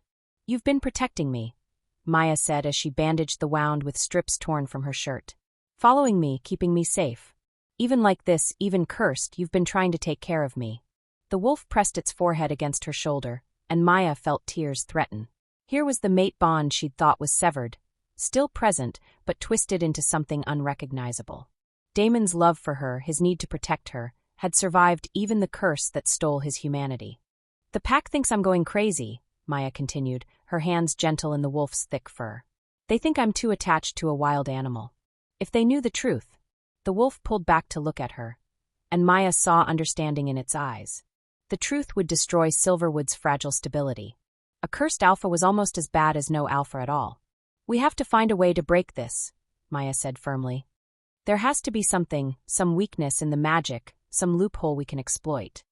The wolf's expression grew troubled, and it began to shift restlessly again. Maya watched in growing alarm as the human intelligence started to fade from its eyes, replaced by something wilder, more primitive. "Damon," she called urgently. "Stay with me." But it was too late. The wolf that looked at her now was purely animal, though still gentle, still protective. The human awareness had retreated back into whatever magical prison held it, leaving only instinct and fractured memories. Maya sat back on her heels, her mind racing. Damon could briefly return to human form under the right conditions. Intense emotion, magical moonlight, perhaps other triggers she hadn't identified yet. But his wolf form was becoming dominant, and each transformation back to human seemed to take more out of him. The curse was winning. "Come on," Maya said, standing and shouldering her gear. "Let's go home. We have work to do." The wolf rose and followed her, padding silently through the forest like her shadow. Maya's mind was already spinning with possibilities, plans, desperate strategies that might save the man she loved from the beast he was becoming. She'd claimed to be Silverwood's alpha. Now she had to prove it by doing something no alpha had ever done before: waging war against magic itself. The journey back to pack territory took twice as long as the hunt had, partly because Maya was being more careful, partly because she kept stopping to think. By the time they reached the pack house, dawn was breaking over the mountains, and Maya had made several important decisions. First, she couldn't tell anyone the truth about Damon's curse. Not yet. The pack was too fragile, too desperate for stability. The knowledge that their former alpha was slowly losing his mind to dark magic would shatter what little confidence they'd managed to rebuild. Second, she needed help. Real help, from someone who understood curses and magical compulsions. Lucian had refused to grant her wish, but maybe she'd been asking the wrong questions. Third, she had to find a way to slow the curse's progress. If Damon was losing pieces of his humanity with each passing day, she needed to buy them time to find a permanent solution. The white wolf had grown agitated again during their walk, occasionally stopping to shake its head or snap at invisible threats. Maya watched with growing concern as the symptoms worsened. Whatever force was stealing Damon's humanity, it was accelerating. "Sarah's going to have questions," Maya said as they approached the pack house. "Bryce too. They know I went hunting for answers." The wolf looked at her with eyes that seemed more animal than they had just hours before. Maya felt her heart clench at the evidence of his deteriorating condition. "Can you act like a normal wolf?" she asked. "Just for a little while. Long enough for me to figure out our next move." The wolf tilted its massive head, and Maya could almost see the human consciousness struggling to surface. Then it seemed to make a decision, settling into a more natural posture and letting some of the supernatural intelligence fade from its expression. It was a convincing performance, but Maya noticed the small details that revealed the truth. The way it positioned itself to watch her face, the too careful way it moved around obstacles, the occasional flicker of human awareness that crossed its features when it thought no one was looking. They made it to the pack house without incident, though Maya could feel curious stares following them from windows and doorways. News of her midnight hunt had clearly spread, and pack members were eager to see what she'd discovered. Bryce met them at the front door, his expression a mixture of relief and concern. "Thank God you're back. We were starting to worry." "Everything's fine," Maya said, hoping her voice sounded more confident than she felt. "Just needed to clear the air between us." Bryce's gaze shifted to the white wolf, which had taken up its usual position at Maya's side. And we understand each other now," Maya said carefully. "There won't be any more problems." It wasn't exactly a lie. She and Damon did understand each other. She understood that he was cursed and slowly dying, and he understood that she was the only thing standing between him and complete loss of humanity. "Good," Bryce said, though his expression remained troubled. "Because we have a situation. Garrett's called a formal pack assembly for tomorrow night. He's demanding to inspect our territory and assess our leadership capabilities. Maya's stomach clenched. A formal inspection meant Garrett would bring his full council, his strongest fighters, and his most experienced strategists. They'd be looking for any sign of weakness, any excuse to declare Silverwood unfit for independence. How many wolves is he bringing? Maya asked. 50, maybe 60. All his senior staff plus enforcement. Bryce's expression was grim. Maya, if he challenges you to formal combat. I'll handle it, Maya said, though privately she wondered how. Her borrowed alpha authority was impressive, but it wouldn't mean much against an experienced alpha in a physical fight. Unless. Maya looked down at the white wolf, noting the way it had positioned itself between her and Bryce, the protective instincts that drove its every action. Damon might be losing his humanity, but he was still one of the most powerful alphas she'd ever seen. If she could find a way to channel that power, to work with his wolf form instead of fighting against it. I need some time to prepare, Maya said. Can you handle the pack meetings today? Of course. But Maya, about tomorrow night. Trust me, Bryce. I have a plan. Sort of. Maybe. If desperation and pure stubbornness counted as planning. After Bryce left, Maya spent the day researching everything she could find about alpha dominance, pack law, and the formal challenge process. The white wolf stayed close, occasionally lifting its head to study whatever she was reading with surprising interest. You remember some of this, don't you? Maya asked during one of these moments. The laws, the traditions, the political games. The wolf's ear twitched in what might have been confirmation. Maya marked several relevant passages in the law books, then turned to more esoteric research. Curses, magical compulsions, supernatural transformations. The pack library's selection was limited, but she found enough to piece together a basic understanding of what they were facing. Most transformation curses were designed to be permanent, but they all had one thing in common. They required an anchor, something to tie the victim to their new form. Usually it was an object, a location, or a person connected to the original trauma. Who was the witch targeting? Maya asked the wolf. You specifically, or alpha wolves in general? The wolf's expression grew troubled, and Maya saw it fighting against the curse's constraints to access human memories. After a moment, it padded to her desk and carefully knocked over a pen with its nose, then used its paw to push it toward her. Maya picked up the pen, understanding. You want me to write something? The wolf moved to the window and looked out toward the eastern border, the direction of Ironwood territory. Then it returned to her and sat down, its silver gaze fixed on her face with desperate intensity. Ironwood, Maya said slowly. The witch was connected to Ironwood somehow. The wolf's tail gave a single sharp wag. Confirmation. Maya felt pieces of a larger puzzle beginning to fall into place. Garrett knew about the curse. He's been waiting for you to disappear completely, so he could move against Silverwood without facing a real alpha. Another confirmation. That's why he's pushing so hard now. He thinks the curse is almost complete. Maya stood, pacing to the window. But he doesn't know I know the truth. He doesn't know you're still fighting it. The white wolf joined her at the window, and together they looked out at the territory they were both determined to protect. Maya felt that impossible connection pulse between them again, stronger now that she understood its true nature. Tomorrow night, she said quietly. When Garrett comes for his inspection, he's going to get a surprise. Because whatever else happens, whatever the cost, I'm not letting him take our pack. The wolf pressed against her side, offering silent support. Maya leaned into its warmth, drawing strength from its presence. She was the alpha of the Silverwood pack, mate to a cursed wolf, and apparently the only thing standing between her people and extinction. Tomorrow, she'd face down an enemy who had magic and superior numbers on his side. But tonight, she had her wolf beside her and a burning determination to save the man she loved from the curse that was slowly stealing him away. The moon goddess might have a twisted sense of humor, but Maya was beginning to think the cosmic joke might be on everyone else. After all, who would suspect that the pack's greatest weakness might actually be its greatest strength? The white wolf settled beside her chair as she returned to her research, and Maya couldn't help but notice how it positioned itself. Always watching the door, always ready to defend her, but also close enough that she could reach out and touch its fur when the weight of leadership became too much to bear. Tomorrow would bring Garrett and his challenge, would test every strategy she'd developed and every alliance she'd built. But tonight, she had her cursed mate beside her, and the beginning of a plan that might just save them all. The transformation back to wolf form had been swift this time, as if the curse was growing stronger, more insistent. Damon's human consciousness had lasted barely long enough to explain the basics before being dragged back under by magical compulsion. But those precious minutes had given Maya hope, and more importantly, they'd given her information she could use. The white wolf, her daemon, whined softly and rested its massive head on her lap, silver eyes closing in exhaustion. Maya stroked the soft fur between its ears, feeling the familiar warmth of connection spark between them. The white wolf, her daemon, whined softly and rested its massive head on her lap, silver eyes closing in exhaustion.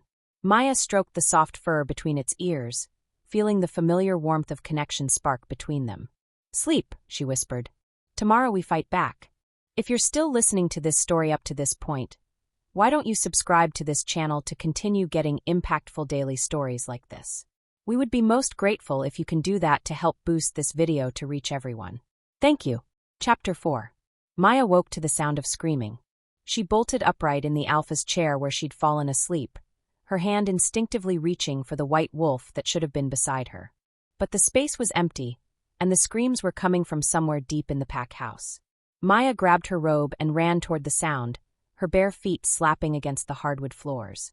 The screaming had stopped, but she could hear raised voices, the sound of furniture being overturned, and underneath it all, a low, threatening growl that made her blood freeze. She found chaos in the pack house kitchen. Chairs were scattered, the table was overturned, and pack members pressed against the walls with terror written across their faces. In the center of the destruction stood the white wolf, but this wasn't the gentle creature that had slept beside her chair. This wolf's silver eyes had turned a deep, unsettling red, its lips were pulled back in a vicious snarl, and its massive body radiated barely contained violence. And crouched in the corner, tears streaming down her face and a bloody scratch across her left cheek, was Maya's younger sister Sage. "What happened?" Maya demanded, moving slowly into the kitchen. "It went crazy," Sarah said from her position near the doorway, her voice shaking. "Sage came down for water, and the wolf just attacked." Maya's gaze snapped to her sister, noting the way Sage couldn't meet her eyes, the guilty set of her shoulders, the way her hands trembled against her knees. "Sage, what really happened?" "I didn't mean for it to go this far," Sage whispered, her voice barely audible. "I thought I was helping. I thought if Damon couldn't be your mate, then maybe." The white wolf's growl deepened, and Maya saw its muscles bunch as if preparing to attack. She stepped between the wolf and her sister, holding her hands up in what she hoped was a calming gesture. "Easy," she said softly, keeping her voice steady despite her racing heart. "Whatever's wrong, we can fix it." But the red eyes that looked back at her held no recognition, no trace of the human intelligence she'd grown accustomed to. This was purely animal, driven by rage and pain and something darker that Maya didn't want to identify. "Everyone out," Maya ordered without taking her eyes off the wolf. "Now!" The pack members didn't need to be told twice. They filed out quickly, giving the snarling creature a wide berth. Only Sarah hesitated at the doorway. "Maya, are you sure?" "Go," Maya said firmly. "And keep everyone away until I say otherwise." Once they were alone, Maya crouched down to make herself less threatening, her movements slow and deliberate. "Damon, can you hear me? It's Maya. You know me." The wolf's red eyes fixed on her face, and for a moment Maya thought she saw a flicker of recognition. Then it was gone, swallowed by whatever dark force was consuming him from the inside. "Sage," Maya said quietly, not moving from her position between the wolf and her sister. "I need you to tell me exactly what you did." Sage's sobs intensified. "I made a wish. After the rejection ceremony, after you were so hurt and trying so hard to pretend you were fine. I couldn't stand seeing you like that." Maya's stomach dropped. "What kind of wish?" "I went to Lucian," Sage whispered. "I asked him to make Damon pay for hurting you.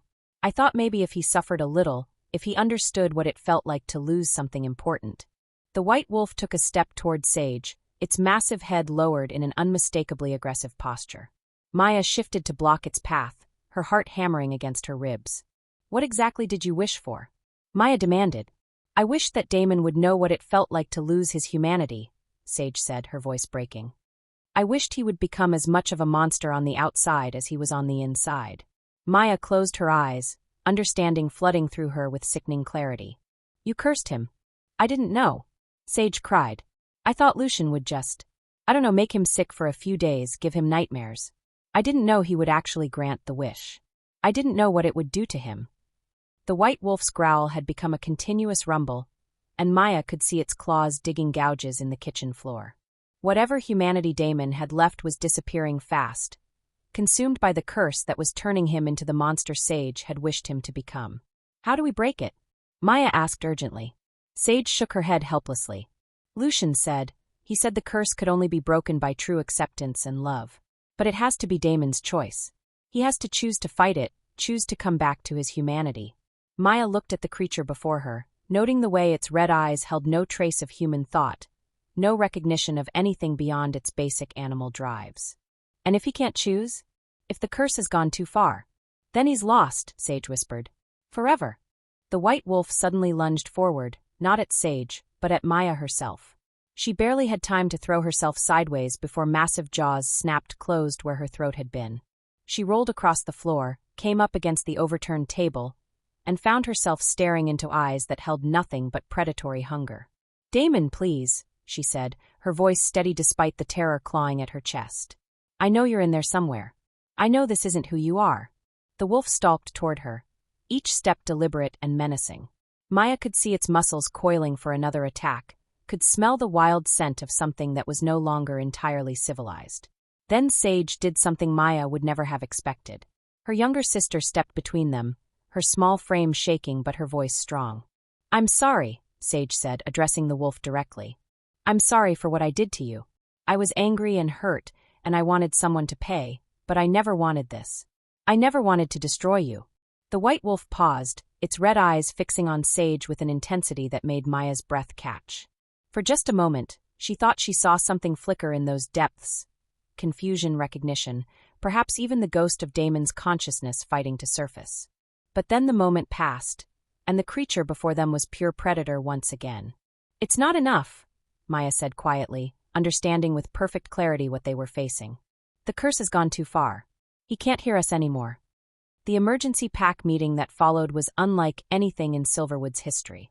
Maya had managed to contain the white wolf in the reinforced storage room beneath the pack house, but she could hear it throwing itself against the walls, its frustrated howls echoing through the building. Every adult pack member had crowded into the main hall, their faces tight with fear and confusion. The attack in the kitchen had shaken them, destroyed their faith in Maya's mysterious companion, and, by extension, in Maya herself. It's not safe, Elder Morrison was saying, his weathered hands clenched into fists. That creature could kill someone. It nearly killed you. It's not in control of itself, Maya replied, though she wasn't sure she believed her own words anymore. Something triggered it, made it more aggressive than usual. Something. Bryce stepped forward, his expression grim. Maya, Sage told us what she did. We know about the curse. Maya's heart sank. She'd hoped to have more time, a chance to figure out how to break the curse before the pack learned the truth. But Sage's guilt had apparently overcome her discretion. Then you know this isn't Damon's fault, Maya said firmly. He's fighting against magic that's trying to steal his humanity.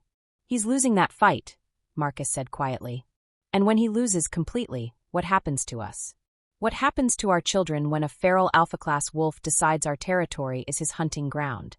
Maya looked around the room, seeing the fear in her pack members' faces, understanding their concerns even as her heart broke for the creature trapped below. They had families to protect, children who could be hurt if Damon lost his last connection to humanity. There has to be a way to break the curse, she said desperately. Sage said a lot of things, Elder Jenkins interrupted, including the fact that she paid for that curse with her college fund. 15 years of savings, gone to pay a magician for revenge. Maya stared at her sister, seeing the shame in Sage's downcast eyes. 15 years of savings, money their parents had scrimped and saved to give Sage opportunities they'd never had. Money that represented dreams, hopes, a better future. The curse took something precious from our family, Maya said slowly, understanding beginning to dawn. Not just money, the dreams attached to it. It doesn't matter what it took, Tyler Morrison said, Elder Morrison's son. What matters is how we fix this. And there's only one solution I can see. Maya didn't like the look in Tyler's eyes. What are you suggesting? We kill the magician, Tyler said bluntly. Lucian granted the wish, bound the curse. Kill him, break the magic. A murmur of agreement rippled through the crowd, and Maya felt sick. That's murder. And it might not even work. It's survival, Tyler shot back. That thing downstairs isn't Damon anymore. It's a monster that your sister created, and if we don't stop it, it's going to kill someone. I won't sanction murder, Maya said firmly, her alpha authority ringing in her voice. Then maybe you're not fit to be alpha, Tyler replied, and Maya heard several pack members murmur agreement. The challenge hung in the air between them, heavy with implication. Maya had been leading on borrowed authority and desperation, but now her pack was questioning her judgment, her priorities, her ability to protect them. There's another way, Sage said suddenly, her voice small but determined. Lucian told me. He told me the curse could be broken if Damon chose to fight it. If he accepted love over anger, humanity over beast. And how exactly do we get a feral wolf to make that choice? Bryce asked skeptically. I don't know, Sage admitted. But I have to try. This is my fault. I have to try to fix it. Maya looked at her younger sister, barely 19, guilt-ridden and desperate to make amends for a mistake that had spiraled far beyond anything she could have imagined. Sage had always been the dreamer, the idealist, the one who believed in fairy tale endings and the power of love to conquer all. Maybe that was exactly what they needed. Tell me everything Lucian said, Maya ordered. Every word, every condition, every loophole. The flashback Sage painted was both heartbreaking and illuminating. She'd gone to Lucian's shop 3 days after the rejection ceremony, her eyes red from crying and her heart full of sisterly rage. Maya could picture it perfectly. Her impulsive younger sister, furious on Maya's behalf, convinced that she could somehow fix everything with the right magical solution. He didn't want to help me, Sage said, her voice distant with memory. Said wishes for revenge always came with a price higher than people expected to pay. Maya sat across from her sister in the privacy of the Alpha's office, while below them the white wolf continued its assault on the storage room walls. Each impact sent vibrations through the floor, a constant reminder of how little time they had. But you convinced him, Maya said. I broke down, started crying, telling him about how you'd spent your whole life being treated like you didn't belong, how you'd finally found your mate only to have him reject you publicly. Sage's hands twisted in her lap. I told him you deserved justice. And he agreed to grant your wish. Eventually. But he made me repeat it 3 times, made me confirm that I understood the price. Sage looked up, her eyes hollow. I thought he meant the money. I didn't understand that curses take more than material payment. Maya felt a chill run down her spine. What do you mean? He said the curse would feed on the strongest emotions connected to the wish. My love for you, your love for Damon, Damon's guilt over the rejection. Sage's voice broke. It's been growing stronger every day, feeding on all of us. That explained the escalating aggression, Maya realized. The curse wasn't just transforming Damon. It was consuming the emotional bonds that connected him to his humanity. Every day he spent away from human contact, every moment of isolation and guilt, made the beast stronger and the man weaker. Lucian said there was a way to break it, Maya pressed. What exactly did he tell you? Sage closed her eyes, clearly struggling to remember the exact words. He said the curse could only be broken by the same emotions that powered it, but reversed. Love instead of revenge. Acceptance instead of rejection. The cursed person had to choose to embrace their humanity instead of fighting it. And if they can't choose, if the curse has already taken their ability to make human decisions, then someone who loves them has to choose for them, Sage whispered. But that choice comes with a cost. Maya's blood ran cold. What kind of cost? Before Sage could answer, the sound of splintering would echoed through the building. The storage room door had finally given way. Maya was moving before her sister could speak, racing down the stairs toward the basement. She found the storage room door hanging off its hinges and the white wolf nowhere in sight.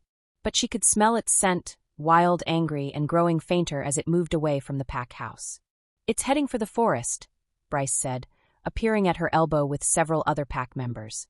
Maya, we need to organize a hunting party before. No hunting, Maya said firmly. This is still Damon. This is still our alpha. That thing isn't our alpha anymore, Tyler Morrison said, his voice hard. Look at what it did to the storage room. Look at what it tried to do to you. Maya surveyed the destruction. Gouges in the concrete walls, the metal door frame bent and twisted, scratch marks that spoke of desperate, violent attempts to escape. The white wolf's red eyes haunted her memory, empty of recognition or restraint. He's fighting the curse, Maya said, though her voice lacked conviction. He just needs. A howl echoed through the night, wild and mournful and utterly inhuman. It was followed by another, then another, each one more distorted than the last. The sound raised goosebumps along Maya's arms and sent several pack members scrambling backward. "He's calling to something," Sarah said, her face pale. "Maya, what if the curse is trying to summon other creatures? What if it's trying to build a pack of monsters?" Maya felt the fragile authority she'd built over the past weeks crumbling around her. The pack was looking at her with fear now, not just of the creature Damon had become, but of her continued insistence on protecting it. "I'm going after him," Maya announced. "That's suicide," Marcus protested. "Maya, you saw what happened in the kitchen. It tried to kill you." "It's Damon," Maya said stubbornly. "Somewhere under all that curse-born rage, it's still Damon. And I'm not giving up on him." She started toward the stairs, but Bryce caught her arm. "Then you're going alone. I won't risk pack members' lives on a rescue mission for something that might already be lost." Maya looked around the room, seeing agreement in most faces, doubt in others, and fear in all of them. These wolves had followed her because they were desperate, because she'd offered them hope when their world was falling apart. But hope only went so far when faced with red eyes and snapping teeth. "Fine," Maya said quietly. "I'll go alone." "Maya, wait." Sage pushed through the crowd, her face set with determination. "I'm coming with you." "Absolutely not. This is my fault," Sage said firmly. "I created this curse, I fed it with my anger and my need for revenge. If anyone can reach whatever's left of Damon's humanity, it might be me." Maya wanted to refuse, wanted to protect her younger sister from the monster the White Wolf had become. But she could see the guilt eating at Sage, could understand her desperate need to make amends. "Tell me about the cost," Maya said quietly. "When someone chooses for the cursed person, what's the price?" Sage's face crumpled. "The person making the choice takes on the curse themselves. Love for love, sacrifice for sacrifice." She looked up, tears streaming down her cheeks. "If I choose for Damon to be free, the beast transfers to me." Maya felt the world tilt sideways. The curse could be broken, but only by condemning someone else to take Damon's place. It was a devil's bargain, a choice between saving the man she loved and destroying her sister. "There has to be another way," Maya said desperately. "Maybe," Sage replied. "If we can reach him, if we can get him to choose his humanity voluntarily." "But Maya, you saw his eyes. You saw what he's becoming." Another howl echoed through the night, closer this time and edged with something that sounded like pain. The White Wolf was out there in the darkness, fighting a losing battle against magic that was slowly erasing everything he'd ever been. "We're losing time," Maya said, making her decision. "Every minute that passes makes the curse stronger." She looked around the room one last time, seeing her pack, her responsibility, her people, her family. "Bryce, you're in charge until I get back. If Garrett shows up, tell him the inspection is postponed due to pack emergency." "And if you don't come back?" Bryce asked quietly. Maya met his gaze steadily. "Then you'll have some very difficult decisions to make." She headed for the stairs, Sage close behind her. At the doorway, Maya paused to look back at the pack members who'd trusted her with their safety, their future, their lives. "I know you think I'm making the wrong choice," she said. "I know you think I'm putting the pack at risk for one person. But that one person is our alpha, our leader, our family. And family doesn't give up on family, no matter how dark things get." She turned and walked away before anyone could argue, before her own doubts could overwhelm her determination. Behind her, she could hear whispered conversations, urgent debates about whether to follow her orders or take matters into their own hands. Maya knew she was gambling everything on a desperate hope, that somewhere in the red-eyed monster prowling their territory, a man still existed who could choose love over rage, humanity over beast. As she and Sage stepped out into the night, another howl split the darkness. This one was different from the others, longer, more mournful, tinged with something that sounded almost like calling. "He's looking for something," Sage said softly. Maya checked her gear, silver knife, emergency medical supplies, and a small wooden carving that had belonged to Damon's father. If they were going to reach whatever remained of his human consciousness, they'd need something that connected to his deepest memories. "He's looking for himself," Maya replied. "The question is whether we can help him find what's left." They set off into the forest, following the sound of increasingly desperate howls. Behind them, the pack house grew smaller and dimmer, until it was just another light in the vast darkness that surrounded them. Maya had never felt more alone or more determined. Somewhere out there, her mate was losing the last battle for his soul. She refused to let him lose it without a fight. The trail led deeper into the old forest than Maya had ever ventured, past ancient trees that had stood since before the first werewolf pack claimed these mountains. The howls had stopped an hour ago, replaced by an eerie silence that felt more ominous than the most violent sounds. "This is wrong," Sage whispered, her voice barely audible in the oppressive quiet. "The forest feels empty." Maya knew what her sister meant. The normal sounds of night creatures, owls, insects, small mammals moving through the underbrush, had all vanished. It was as if every living thing had fled from whatever presence now dominated these woods. They found signs of the white wolf's passage. Trees with bark stripped away by claws, patches of disturbed earth where something heavy had thrashed in apparent pain, and most disturbing of all, the occasional splash of blood on leaves and stones. "Is he hurt?" Sage asked, kneeling beside a particularly large bloodstain. Maya examined the evidence, her tracking skills painting a grim picture. "He's hurting himself. Look at the claw marks on that tree, they're too high, too deep. He's fighting against the transformation, trying to tear the curse out of his own body." The thought of Damon in such agony made Maya's chest tight with grief and rage. The curse wasn't just stealing his humanity, it was torturing him in the process, making him desperate enough to inflict wounds that would normally be fatal. "Maya," Sage said suddenly, her voice tight with fear. "Look." Maya followed her sister's pointing finger and felt her blood turn to ice. There, in a shaft of moonlight that penetrated the dense canopy, stood the white wolf. But this wasn't the creature they'd been tracking. This wolf was wrong in every possible way. Its white fur had darkened to a sickly gray, shot through with black veins that pulsed with their own inner light. Its eyes weren't just red anymore. They glowed like coals, holding no trace of animal intelligence, let alone human consciousness. And its size had increased until it was less wolf than monster, standing nearly as tall as a horse and twice as broad. When it saw them, its lips peeled back from fangs that belonged on no natural creature. The sound that emerged from its throat wasn't a growl or a howl, but something else entirely. A noise that spoke of hunger, rage, and complete disconnection from anything resembling sanity. "That's not Damon," Sage breathed. "That can't be Damon." But Maya knew better. She could still feel the connection between them, twisted and corrupted but undeniably present. This monster had once been the man who'd danced with her under the stars, who'd rejected her to protect the pack, who'd spent weeks watching over her in wolf form despite his own suffering. "It's him," Maya said quietly. "It's just, there's almost nothing left." The creature that had been Damon took a step toward them, its massive head lowered in hunting posture. Maya could see intelligence in those burning red eyes, but it was alien intelligence, something that understood prey and predator, hunter and hunted, but nothing more complex. "Can you reach him?" Maya asked her sister. "You made the curse. Can you unmake it?" Sage was trembling, but she stepped forward with admirable courage. "Damon, can you hear me? I'm sorry. I'm so sorry for what I did to you." The monster's attention fixed on Sage, and Maya saw recognition flicker in those inhuman eyes. Not human recognition, something deeper, more primitive. The thing that had been Damon remembered pain, remembered the girl who had caused that pain. It lunged. Maya threw herself between them, her silver knife flashing in the moonlight as she slashed at the creature's snout. The blade connected, drawing a line of dark blood, but the monster barely seemed to notice. Massive paws struck Maya in the chest, sending her flying backward into a tree trunk hard enough to crack ribs. "Maya!" Sage screamed.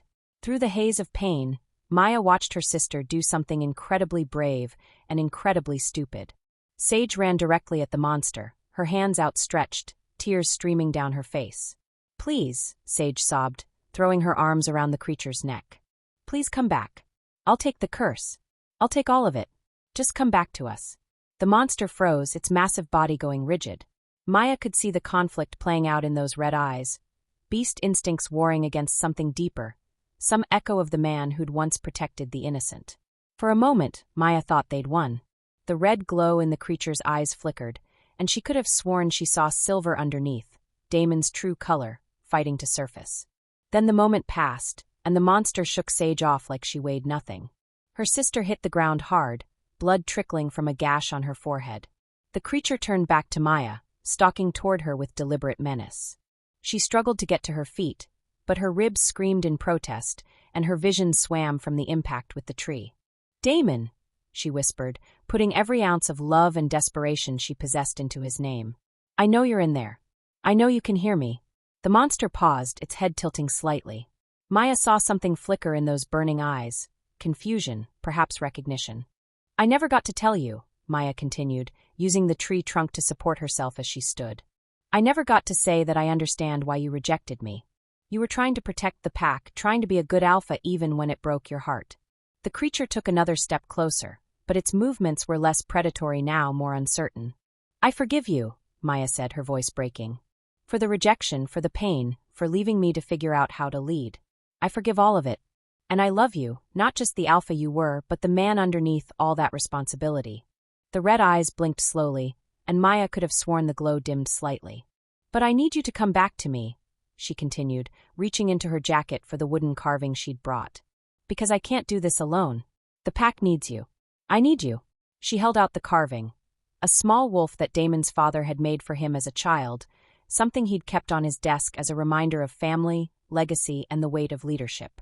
The creature's gaze fixed on the carving, and Maya watched in fascination as its expression changed. The mindless hunger faded, replaced by something more complex, memory, recognition, and underneath it all, a flicker of human emotion. Dad, it said, the word emerging as half-growl, half-whisper. Maya's heart leaped.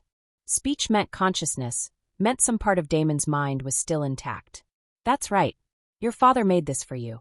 You used to tell me how he carved it the night before your first transformation, how it was supposed to remind you that being a wolf didn't mean losing your humanity. The creature, Damon, reached out with one massive paw, touching the carving with surprising gentleness.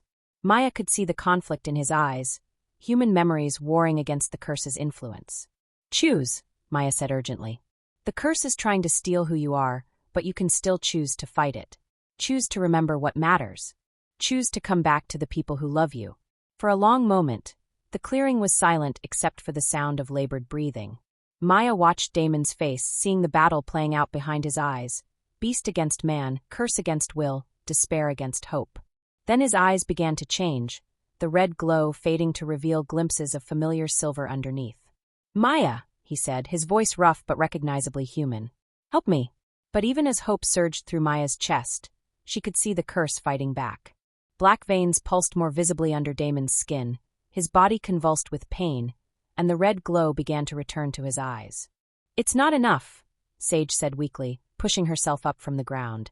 The curse is too strong. He can't fight it alone. Maya looked at her sister, understanding the implication. Someone would have to make the choice for him, would have to take on the curse to set him free. No, Damon growled, his voice becoming more animal with each word. Won't let anyone. He collapsed, his massive body shaking with the effort of maintaining even that brief moment of humanity. The red glow was returning to his eyes, and Maya could see his consciousness slipping away again. We're losing him, Sage said desperately. Maya, if we're going to do something, it has to be now. Maya looked down at the man she loved, watching him disappear into the monster the curse was making him become. She thought of her pack, waiting back at the pack house for news.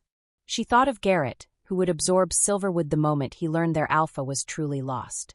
She thought of all the people depending on her to find a solution that didn't require sacrificing anyone else. But most of all, she thought of Damon, the man who'd spent his life trying to protect others, who'd rejected his mate to spare his pack from a cursed alpha, who'd fought against dark magic for weeks rather than let it claim innocent victims. He deserved better than to die as a monster. Maya made her choice. I'll take it, she said, kneeling beside Damon's writhing form. I choose to take the curse. Let him go free. Maya, no. Sage struggled to her feet. You don't understand what you're. I understand perfectly, Maya said, her voice calm with acceptance. I choose to save him, whatever the cost. She placed her hands on Damon's massive head, feeling the curse's dark energy pulsing beneath his skin. I choose love over revenge, sacrifice over selfishness, his freedom over mine. The effect was immediate and agonizing. Dark energy poured from Damon into Maya, carrying with it all the rage, pain, and twisted magic that had been consuming him. Maya felt her consciousness fracture, felt animal instincts rising to overwhelm human thought, felt her very sense of self beginning to dissolve. But she also felt Damon's relief as the curse released its hold on him, saw the red glow fade from his eyes as his true self returned. He was free, truly free, even as Maya felt herself beginning to change. No, Damon said, his voice human again as he shifted back to his natural form. Maya, what have you done? Maya tried to answer, but the words came out as a growl. She could feel her body beginning to change, could feel her human thoughts scattering like leaves in a wind. The curse was taking hold, claiming her as it had claimed Damon. But she'd saved him. Whatever happened to her now, she'd saved the man she loved. The red glow was creeping into the edges of her vision when everything suddenly went dark. If you're still listening to this story up to this point, why don't you subscribe to this channel to continue getting impactful daily stories like this? We would be most grateful if you can do that to help boost this video to reach everyone. Thank you. Chapter 5. Maya woke to the sound of her own heartbeat thundering in her ears and the scent of pine needles beneath her cheek. For a moment, she couldn't remember where she was or why her entire body felt like it had been torn apart and reassembled wrong. Then the memories crashed back, Damon transformed into a monster, the curse's dark energy pouring into her, the moment she'd chosen to sacrifice herself to save him. She sat up slowly, expecting to find herself changed, expecting to feel the beast stirring beneath her skin. But her hands were still human, her thoughts still her own. The curse hadn't taken hold. "You're awake." Sage's voice came from nearby, thick with relief and guilt. I was starting to worry. Maya looked around, taking in their surroundings. They were still in the forest clearing, but dawn was breaking through the canopy, painting everything in soft gold and rose. Damon sat with his back against a tree, fully human and watching her with eyes that were silver again, not red. "What happened?" Maya asked, her voice hoarse. "The curse, I felt it starting to change me." "It tried," Damon said quietly, moving to kneel beside her. "But it couldn't complete the transfer. Something about your bond, your nature, it rejected the curse's influence." Maya frowned, trying to understand. "My nature? You don't have a wolf," Sage explained, settling cross-legged on the forest floor. "The curse was designed to corrupt the connection between human and wolf consciousness. But you don't have that duality to exploit." "The moon goddess's gift," Damon said, his voice filled with wonder. "All these years we thought you were incomplete because you couldn't shift. But maybe you were exactly what you needed to be." Maya felt tears threaten as the full implication hit her. Her wolflessness, the thing that had made her feel broken, defective, unworthy, had been the very thing that saved them all. "So the curse is broken?" she asked. Damon nodded, but his expression remained troubled. "Broken, but not without cost. When you tried to take it on yourself, when you proved you'd sacrifice everything for me." He reached out to touch her face, his fingers gentle against her skin. The curse couldn't reconcile that level of selfless love with the revenge and hatred it was built on. It tore itself apart. "Like mixing oil and water," Sage added. Lucian always said curses based on negative emotions couldn't survive in the presence of their complete opposite. Maya leaned into Damon's touch, feeling the mate bond pulse between them. Not the broken, twisted thing it had been during his curse, but something clean and strong and right. "So we're free. All of us." "We're free," Damon confirmed. "But Maya, what you did?" His voice broke slightly. "You were willing to become a monster to save me. You were willing to lose yourself completely. You would have done the same for me," Maya said simply. "That's what mates do."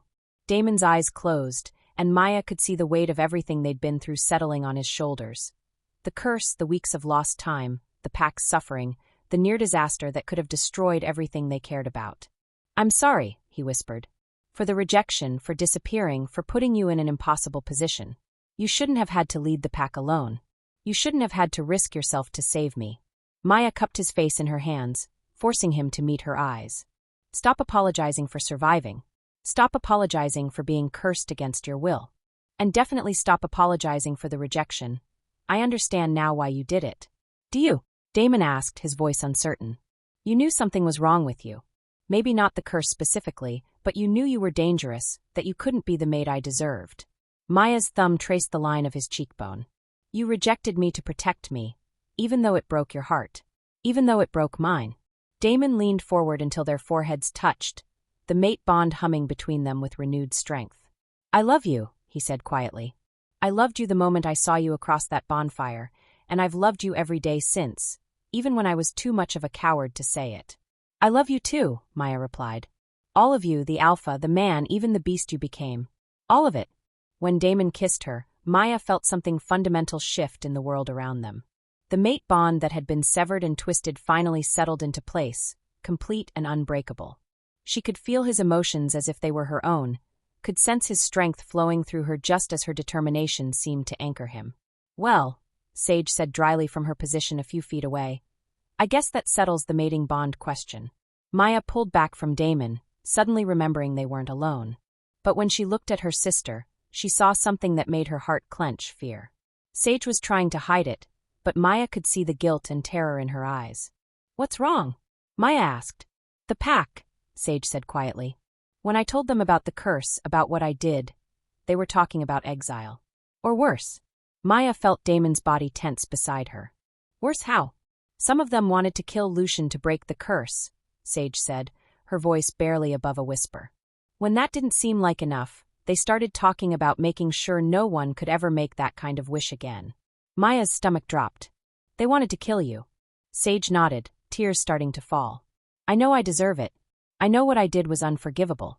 But Maya, I was so angry, so hurt on your behalf. I just wanted someone to pay for making you suffer. You were 19 and heartbroken for your sister," Maya said firmly. "You made a mistake, a terrible, costly mistake, but it wasn't made from evil. It was made from love. Love that nearly destroyed everything," Sage pointed out. "Love that also saved everything," Damon said quietly. "If you hadn't made that wish, if I hadn't been cursed, Maya never would have had to step up and lead. She never would have discovered her own strength, her own capability. The pack never would have learned to trust her judgment." Maya looked at him in surprise. "You're defending her?" "I'm saying that sometimes the moon goddess works in mysterious ways," Damon replied. "Maybe the curse was always meant to happen. Maybe it was the only way for you to become the leader you were meant to be, for us to find our way back to each other stronger than before." It was a generous interpretation, but Maya could see the wisdom in it. She had changed during her time as acting alpha, had grown stronger, more confident, more willing to fight for what she believed in. The pack had changed too, learning to see beyond traditional hierarchies to recognize true leadership. "The pack is still going to want answers," Maya said. "They're going to want consequences." "Then we'll give them both," Damon said, standing and offering Maya his hand. "We'll face this together as Alpha and Luna, as true mates." Maya took his hand and let him pull her to her feet, feeling the rightness of those words settle into her bones. Luna, Alpha's mate, pack mother, the female leader she'd never imagined she could become. "Are you ready for this?" she asked. Damon's smile was tired but determined. "I've been ready for weeks. The question is whether the pack is ready for us." The journey back to pack territory took most of the morning, partly because they were all exhausted, partly because Maya and Damon kept stopping to talk through pack business, leadership decisions, and the dozen crises that had built up during his absence. "Garrett never actually left," Damon said as they navigated a particularly steep section of forest path. "He's been camping just outside our borders, waiting for the right moment to make his move.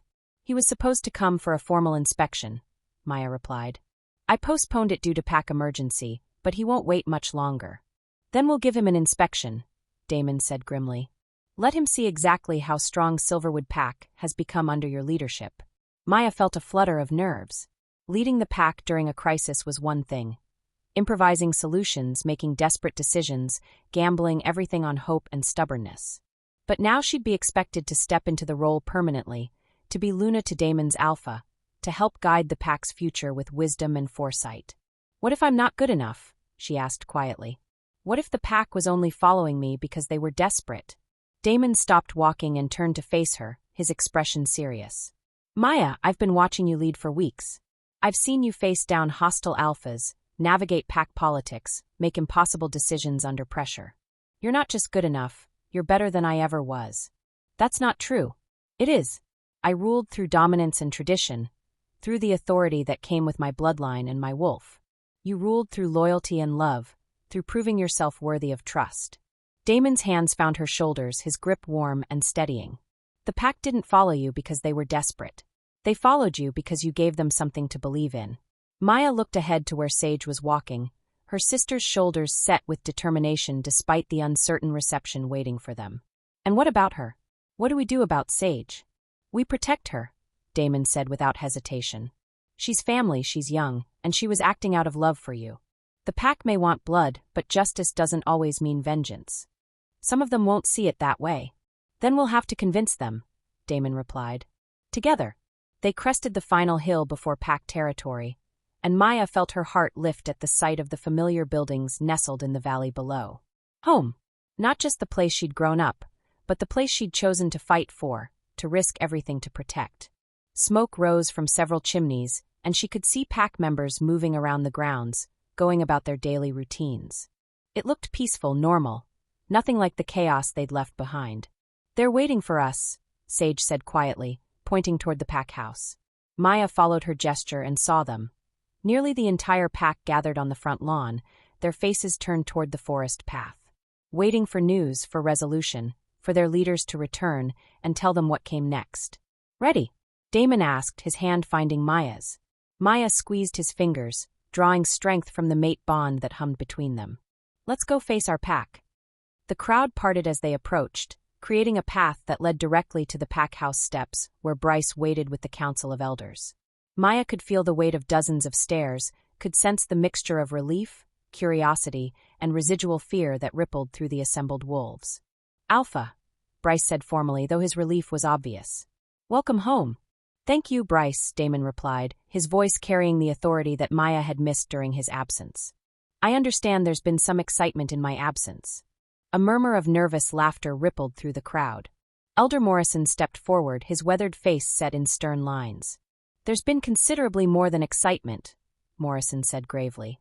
"We need answers, Alpha. About the curse, about your disappearance, about what happens next." Damon nodded, his expression serious. "You'll have them. But first, I want to address something more important, the leadership this pack has received during my absence." He turned to face the crowd, his voice carrying clearly across the gathering. "For weeks, Maya Chun has led this pack with courage, wisdom, and strength. She's negotiated with hostile alphas, managed our resources, protected our territory, and made decisions that kept us safe when I couldn't. She's proven herself worthy of the respect and loyalty you've given her."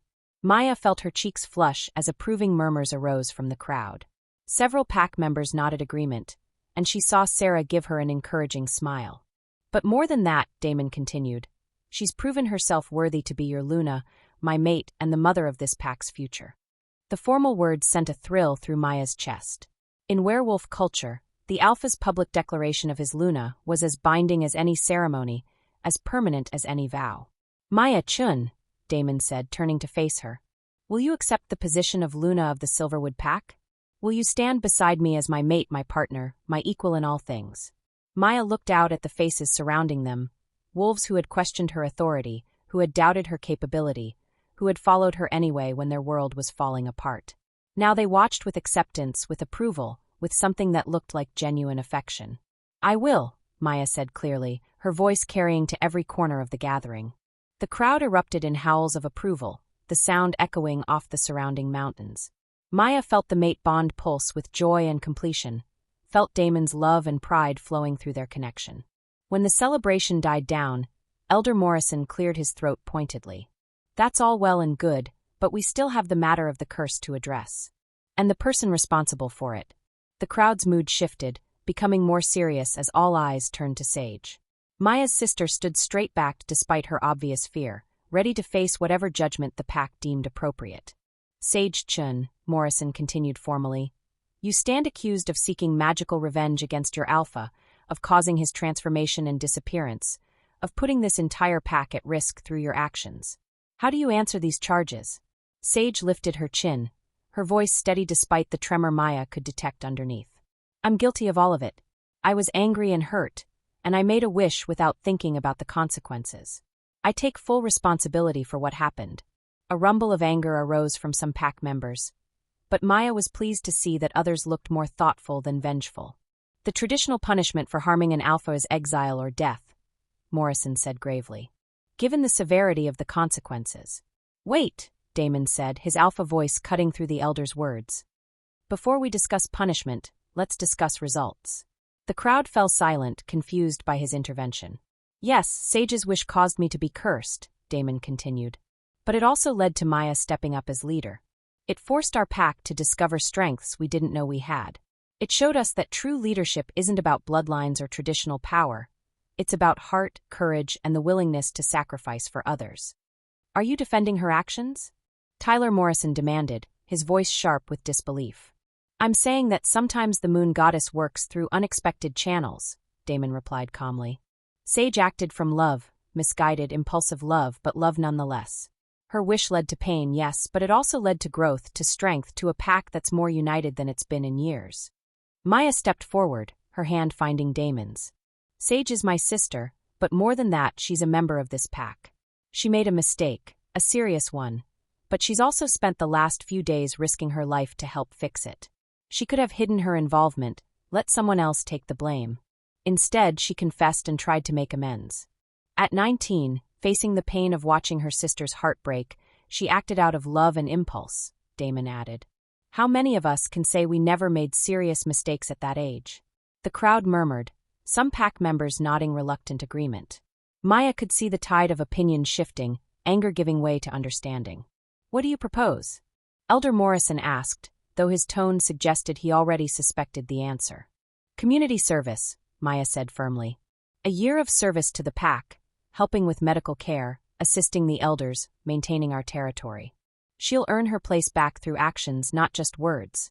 An oversight, Damon added. Regular meetings with the council to ensure she's learning from this experience, growing from it. Sage looked stunned by their mercy, tears streaming down her face. Thank you. I won't let you down. I swear on the moon goddess, I'll spend the rest of my life making up for what I did. Elder Morrison looked around the crowd, gauging their reaction. Maya could see acceptance on most faces, understanding on others. The desire for vengeance had been tempered by the recognition that they were all family here, all fallible, all deserving of second chances. All in favor of the Alpha and Luna's proposed punishment? Morrison called. More hands went up than Maya had dared hope for. Not unanimous, but a clear majority. Motion passed, Morrison announced.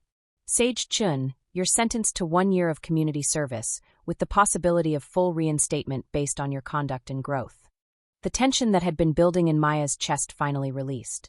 Her sister was safe, forgiven, given a chance to prove herself worthy of the pack's trust.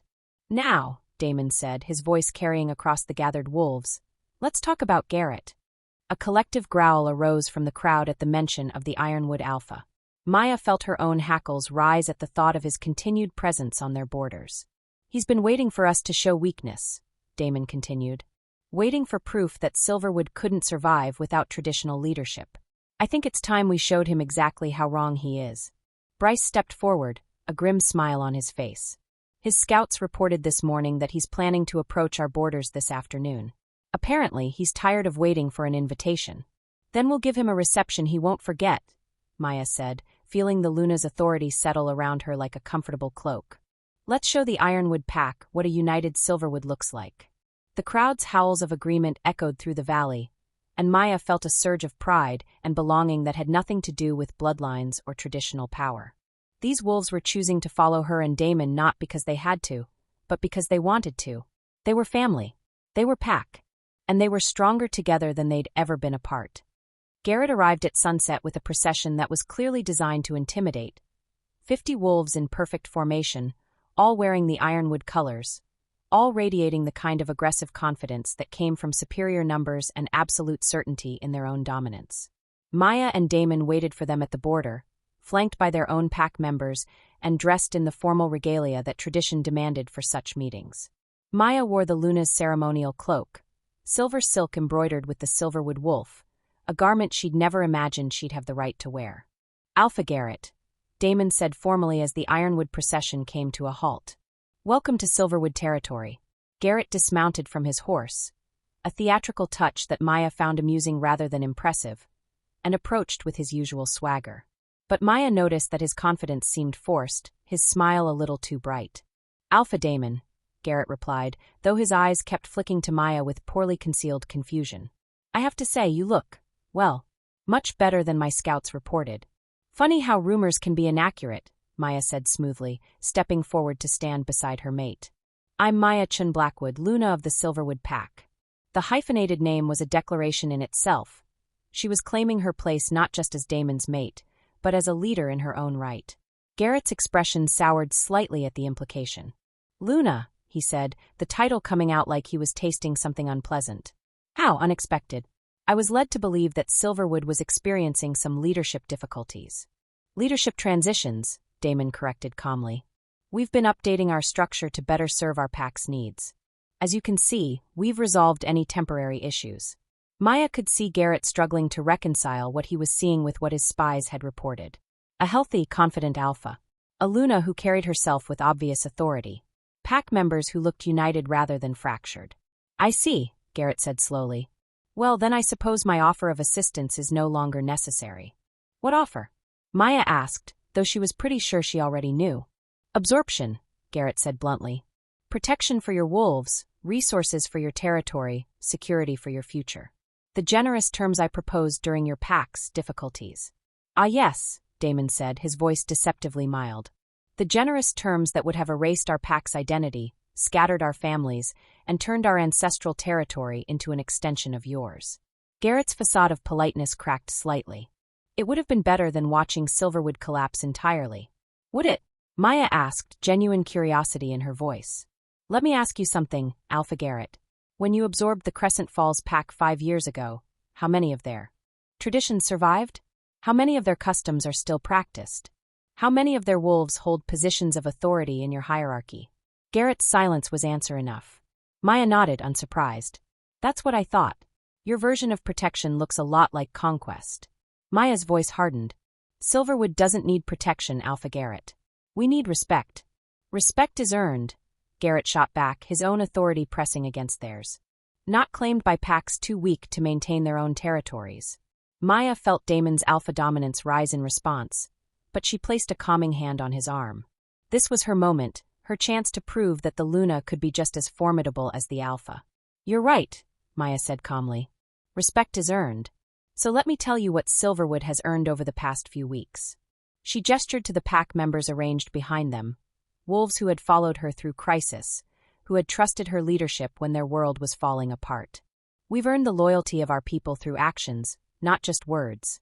We've earned the stability that comes from facing our problems instead of running from them. We've earned the strength that comes from unity, from choosing to stand together when it would have been easier to scatter. Maya stepped closer to Garrett, her own presence radiating the kind of quiet confidence that came from having been tested and proven worthy. Most importantly, she continued, we've earned the right to determine our own future. Not through conquest or absorption, but through the simple act of refusing to give up on each other. The silence that followed was heavy with implication. Maya could see Garrett reassessing, could practically hear him calculating odds and weighing options. You speak well for a newly made Luna, he said finally, the words clearly intended as an insult. Thank you, Maya replied graciously, refusing to take the bait. I had good teachers and better motivation. Damon stepped forward, his alpha presence settling around the gathering like a warm blanket. Alpha Garrett, I believe we understand each other now. Silverwood is stable, united, and fully capable of managing its own affairs. Your generous offer of assistance is respectfully declined. Garrett looked around the assembled wolves, clearly searching for signs of weakness or dissent. Maya was pleased to see that he found none. Her pack stood united, confident in their leaders and secure in their strength. Very well, Garrett said stiffly.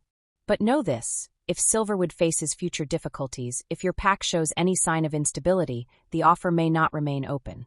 We understand, Damon replied. And we appreciate your concern for our welfare. The dismissal was polite but unmistakable. Garrett's jaw tightened, but he was savvy enough to recognize when he'd been outmaneuvered. His grand plan to absorb a weakened pack had crumbled in the face of their united front. Safe travels, Alpha Garrett, Maya added as the Ironwood wolves began to mount their horses. Give our regards to your pack. As the Ironwood procession disappeared into the growing darkness, Maya felt a profound sense of satisfaction settle in her chest. They'd faced down their greatest external threat and emerged stronger for it. That went well, Damon said quietly, his arm slipping around her waist. Better than well, Maya replied, leaning into his warmth. That was a declaration of independence. Around them, their pack members were beginning to celebrate. Quiet conversations, relieved laughter, the kind of subdued joy that came from a crisis successfully navigated. Maya looked out at the wolves who had become her family, her responsibility, her purpose. No regrets? Damon asked, following her gaze. Maya considered the question seriously. A month ago, she'd been the pack's resident disappointment, the wolfless girl who would never amount to anything significant. Now she was Luna, leader, the woman who had helped hold everything together when it threatened to fall apart. The transformation hadn't been easy. It had required sacrifice, courage, and a willingness to risk everything for the people she loved. But looking at her pack now, united, strong, confident in their future, Maya couldn't imagine wanting any other life. "No regrets," she said firmly. "This is exactly where I'm supposed to be." Damon's smile was brilliant in the moonlight. "Then let's go home, Luna. Our pack is waiting." 3 months later, Maya stood at the window of the Alpha's office, her office now as much as Damon's, watching the morning patrol return from their circuit. The white wolf that had once prowled their territory was gone, replaced by the steady presence of their Alpha in his natural human form. The crisis that had nearly destroyed them had become the foundation for something stronger. The Henderson pack confirmed the trade agreements, Damon said from his position at their shared desk, looking up from a stack of correspondence. "And the Riverside pack wants to discuss a mutual defense pact." Maya nodded absently, her attention caught by something else. Sage working in the pack gardens with Elder Martinez, learning about the medicinal plants that were part of their territory's natural resources. Her sister had thrown herself into her community service with a dedication that impressed even the most skeptical pack members. "She's doing well," Damon said, following Maya's gaze. "Better than well. Elder Martinez says she has a natural talent for healing work." Maya smiled, watching her sister carefully transplant seedlings under the elder's guidance. "I think she's found her calling." "Good. The pack can always use more healers." Damon set aside his paperwork and moved to stand beside her. "Speaking of the pack, we have that council meeting this afternoon about the territory expansion proposal." Maya groaned softly. "Right.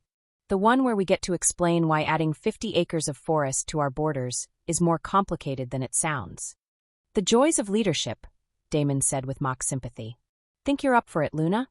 Maya looked at him, noting the way he used her title with pride rather than formality, the way he sought her opinion on every major decision, the way he'd adapted to sharing power with a grace that spoke volumes about his character.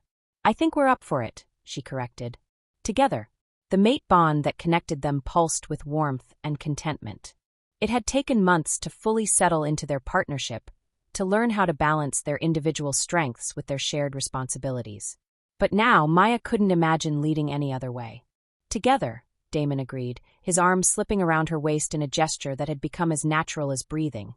Through the window, Maya could see pack members going about their daily routines. Children playing in the common areas, adults tending to various tasks, elders sharing stories and wisdom with anyone willing to listen. It was peaceful, prosperous, secure. Everything a pack should be. Maya had started this journey as the rejected mate of a missing alpha, a wolfless girl with no clear place in her world. She'd become something she never could have imagined. A leader, a Luna, a woman who'd proven that strength came in many forms and power could be claimed by those brave enough to reach for it. The moon goddess, Maya reflected, did indeed work in mysterious ways. "Any regrets?" Damon asked, echoing the question he'd posed months earlier. Maya considered everything that had brought them to this moment. The rejection, the curse, the desperate weeks of leadership, the near loss of everything they held dear. It had been painful, terrifying, transformative. It had also been exactly what they'd needed. "None," Maya said, meaning it completely. Not a single one.